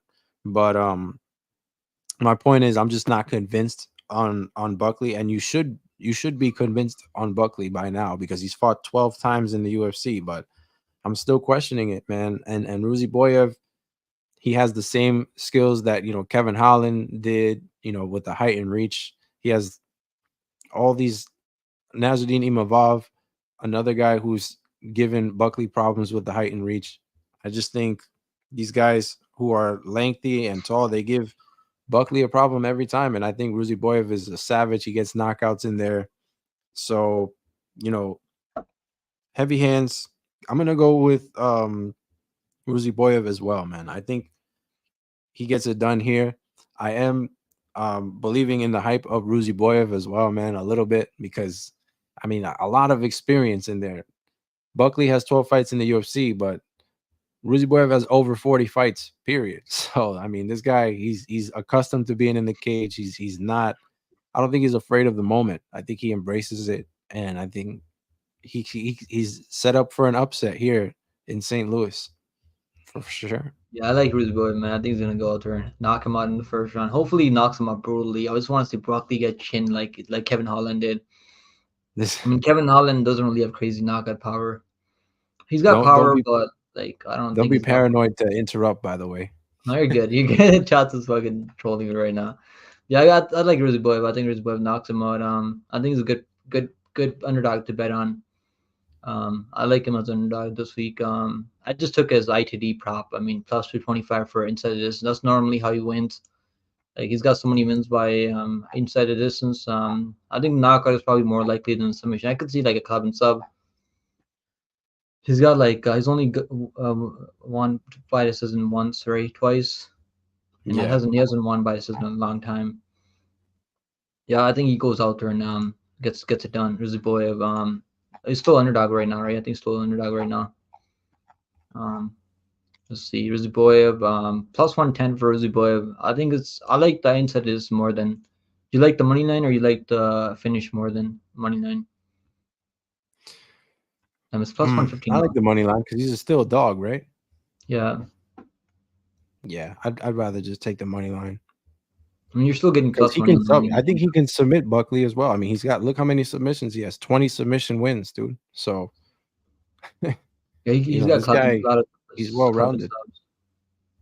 I like the finish. I think you can finish Buckley, man. I mean, if it goes long, I mean, can he at least bank the first few rounds? I mean, maybe can if he drops him or hurts him, he could go the distance maybe. Because Buckley is tough though, but we've seen Buckley get knocked out cold before so many times. He's been knocked out like 4 times overall. Not none of them are at 170 though, to be fair. But he's fighting a 1 at 4 from 185 right here, so Yeah, I could see Rizboyev giving him problems. I like the ITD for Rizboyev plus 150 for ITD. You might as well take the money line then at that point because it's not plus 25 anymore. I think you can probably still catch it at like plus 200 on Bet Online. But DraftKings has it at plus 150 right now for ITD. Yeah, I like Uziboyev. What's the knockout, first round knockout for Uziboyev? Um, the first round knockout for Uziboyev. Uziboyev to win in round one plus the, I think ITD or money line. I like the money line more. I think it's safer. yeah. Take the money line. All right, guys. Main event time If now. it's Let's go. Main close, event yeah, time. I agree with tie bets. If it's close, it probably goes to Buckley. In his Yeah, hometown, in his and hometown. Yeah, but he's a you can promote him more than Ruzi Boyer, who doesn't know English. So I mean, I Buckley's been wouldn't be trolling him surprised. too, right? He's been trolling him this week. So hopefully, I want to see like Yeah, a crazy brutal KO from Ruziboyev. We're gonna find out Ruziboyev is a fraud or not. This fight's gonna tell us everything we need to know. All right, man. Main event time now. You can start with this one. Derek Lewis versus Nascimento. Derek Lewis. Derek Lewis is the pig, guys. This has been one of the easiest ones for me. Honestly, I think this is a setup fight for Derek Lewis. I made him my lock of the week. Good Um, luck, man. Good this luck is a for setup sure. fight, man. I think he gets a knockout here in St. Louis, man. Rodrigo, he's going to split decision with 40-year-old Latifi. He's going to split with Tanner Bozer, who was never really a true heavyweight, and then he's going to decision with Dontel Mays in his last one. So I mean, just not good wins here. And then he gets knocked out in the first 45 seconds to Chris Dawkins, who's not another guy who's just doesn't take fighting seriously, and he's able to knock you out. So, you know, the guy, he hasn't been anyone who's going to test his chin like Derek Lewis. Derek Lewis has the most knockouts in the UFC, man. So, um, I think this is a setup fight here, man. And the only thing I was worried about is Nascimento getting this to the ground, but he was 0 for 3 in takedowns against Dontel Mays in his last one. He actually hasn't gotten a takedown in 2 years. So I'm not too concerned, man. The stats don't support Nascimento getting this fight to the ground. I'm not crazy about Nascimento's stand up. Um, Give me Derek Lewis here to get this one done, man. Super easy uh breakdown there for you guys. I think he's the lock of the week for sure. And the price that you can get him at, I got him at I think a minus 165 or something like that. So super good odds, man, in my Yeah, opinion. I I think think Derek Lewis, he's gonna spark him. I don't think he's gonna respect Nascimento's power in the first like couple exchanges. Nascimento doesn't have a yeah, lot of power. The only guy that he knocked out was Boudet, right? What was his name? Alan Boudot, and he tested positive for PEDs in that one too. yeah, And Alan Boudot never really made anything in the UFC, like, and got knocked out by Chris Talkis in the first like minute. Yeah, I mean, I'm worried about Lewis. Is like sometimes he'll just like when he gets taken down, he'll just give up the submission, like with that Spivak and some other guys. Like that's the only thing I'm concerned about Dirk Lewis. But I don't think I think this is gonna be this is a favorable matchup for him. I mean, yeah. Tai Derek Lewis gets it Tuivasa, done, like man. he was wrestling Tai Tuivasa, so he's got some wrestling too. I remember he was taking down Tai Tuivasa in that fight. It was like, what the hell's going on? This one, he was actually taking down Tai Tuivasa in that fight. He Yeah, got like a couple of takedowns and downs, so he can wrestle. Dirk Lewis is, I mean, he's got so much UFC experience, man. 39. I mean, 39 is not really crazy old for a heavyweight. I mean, he is 4-1 right in his last like, I mean, 1-4 his last 5 fights. So hopefully he lands like a flying knee on Nascimento because I don't like Nascimento. He's my former lock of the week over Dantel Mays and one of the worst lock of the weeks ever picked. Even though he got the job done, it was way too sweaty. Yeah, it just he barely. It was 1-1 heading into third round, and Dante just didn't really do enough because I think Dante could have won if he just did more out there. And Latifi fight, I mean, he got taken on every round in that by Latifi. And Tanner Bozer, I think Tanner Bozer should have won that fight based off damage because he's doing more damage in that fight. But Nascimento was taking him down, holding him down. Yeah, I'm not high on Nascimento at all, man. I think Derek Lewis by KO all day, and then we'll yeah. do a parlay. But I like Derek Lewis. I think he's gonna win for sure. I don't have a bet on not Derek Lewis because I can't get this guy right, man. When I bet against him, I lose money. Like I bet the Lima to submit him. Like the only time I cast a bet on betting against Derek Lewis, I actually had some success betting on him when he fought what was it, Blades? Yeah, when he fought Blades, I had him by KO at plus 400. He was a big underdog there, and I landed that crazy uppercut because what's his name? Yeah, Blades was shot a takedown from like a mile away. He really telegraphed a takedown. If Don Nascimento telegraphs a takedown, I think he's gonna run into the uppercut like Blades Yeah, did. He's a big I, underdog there too. He's a big underdog there. Plus 400 by KO Rodrigo doesn't TKO. have the best takedown offense either, man. I'm not. He's I okay just don't striking see him too. getting it He's done. okay striking. I mean, when he'll like give up on the takedowns when he can't get the takedowns, or like shy away from the game plan. Like in Don Tomeo's fight, he would just give up on the takedowns after he couldn't get the takedowns early. He shot a Yeah, couple of takedowns early, then he just couldn't get the takedown, just give up on it. And you don't want to be doing that against Derek Lewis, man. Hopefully Derek Lewis starts with him early. I can't wait to see it, man. I'm so hyped for this one. I like Derek Lewis. I think the money line is probably better than the KO. I mean, KO is like minus 135, I think. For Lewis by KO, yeah, minus 135. I think the money line is probably the way to go. You like the KO or the money line? I think. I mean, I took KO the is money like line, the but money line is better. KO is definitely the way he gets it done. I'm not gonna get fancy though. Yeah, there's no I'll need to just be take a the money greedy, line. right? Take the money line Yeah, minus 160 for Derek Lewis. You could have got him even money in too early. He was like a yeah. minus 110 couple weeks back. Let's do a parlay. What parlay you like for this card? So, I got Veronica Hardy in the parlay. I know you're not favoring that Well, matchup. we'll do your parlay, then I'll do my parlay after. Veronica Hardy in a Yeah, parlay. Veronica Hardy. Um, I have Sean Woodson and Rumbeski. Three leg, Sean three leg Woodson was parlay. okay. There's Sean Woodson and Herbeski. There he is, Herbeski. Um, plus 215. That's a solid parlay, bro. I like that Yeah, parlay. I I got mean, it at plus Hardy can 220. definitely win. Like I don't have a lot of confidence in JJ there, Yeah, but like that's a good parlay. I mean, all the parlays that our confidence parlays all cast last week too. We gave out like 3 leg parlays, and they all cast too. Lucky for me, I didn't have a lot of exposure in Petrino. I had a plus 600 parlay almost that Petrino ruined for me. That was a nice long shot parlay too. I had Brady to win in round one, round two. I had Pereira to win round one, round two. I had Kaya to win by money line. I had what was it? I think it was one more leg in there. Michelle Pereira to win round one, round two. Petrino to win by via decision or decision or TKO. And Petrino was the only leg that I fucking win there too. That was gonna be a good long shot parlay that cast too. But that's Yeah. the game, and there's always that one leg that's gonna ruin your parlays. But Always, like man. thank God I didn't have a lot of exposure in And Petrino this because card Petrino. has a lot of close matchups as Yeah, well. this So card is gonna be it's gonna be a tricky card than the last week. I feel like. yeah, All right, so I like Rubeski. I think Rubeski's gonna win. Woodson, obviously, I like Woodson here. Bro, where's okay, Woodson, and you can take the under 1.5 in this one, plus 157. I mean, you can take the under 2.5, but they're not. You're barely getting plus money in there. But under 1.5, I like the under 1.5, and you can take the over 2.5 in this one. Four leg parlays, I mean, but plus 200 for that. Four leg. that's Matus and good. Besky, Sean Woodson under 1.5 in that McKinney fight, and over 2.5 in that JJ fight.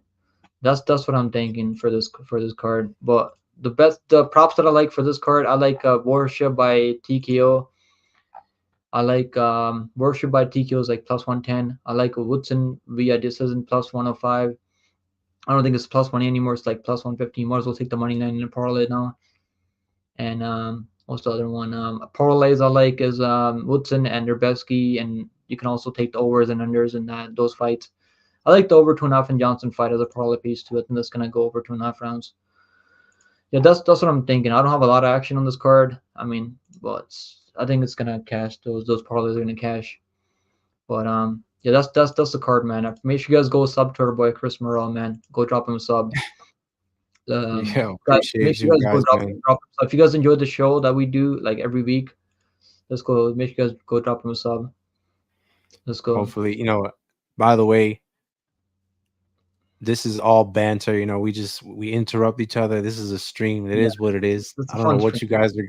I don't know what We're you just guys are trolling. getting We're at just in this trolling. chat, chatting away over there. But that's what y'all do. You in the chat. That's what it is. But you know, All right, it guys. was a good We breakdown. appreciate It's you guys all. always a Yeah, good we're time gonna breaking it interrupt down each with other all y'all. the time. I'm interrupting it right now. But yeah, we appreciate you guys all, It man. I'm gonna take happens. like half an hour off. You got anything to say, Chris, to the people? Nah, yeah, it happens, man. It happens. Always dope breaking down the card with Pick'em every week, man. Probably break down next week's card as well. Next week's card not as interesting, that's for sure. But It's gonna we're be in back that in the Dana Apex. Dungeon. We're back in Dana Dungeon next week. Yeah. So we'll see, But yeah, man. guys, well, I'll see you guys in like half an hour. So I'll be live for the card for the from the early prelims. I'm gonna go get some food right now. I'm starving right now, so I'll see you guys in. This chat's fucking funny though. Super hilarious. Make sure you guys drop a Chat. like on the stream, guy. By the way, like normally I'll like tell people to like the stream every couple minutes, but it's kind of annoying. I feel like it's with keep telling people to like the stream over and over. But yeah, guys, I'll see you guys in the next one, man. So take it easy, guys. I'll see you guys in half an hour at 4 p.m. Eastern time. There you guys.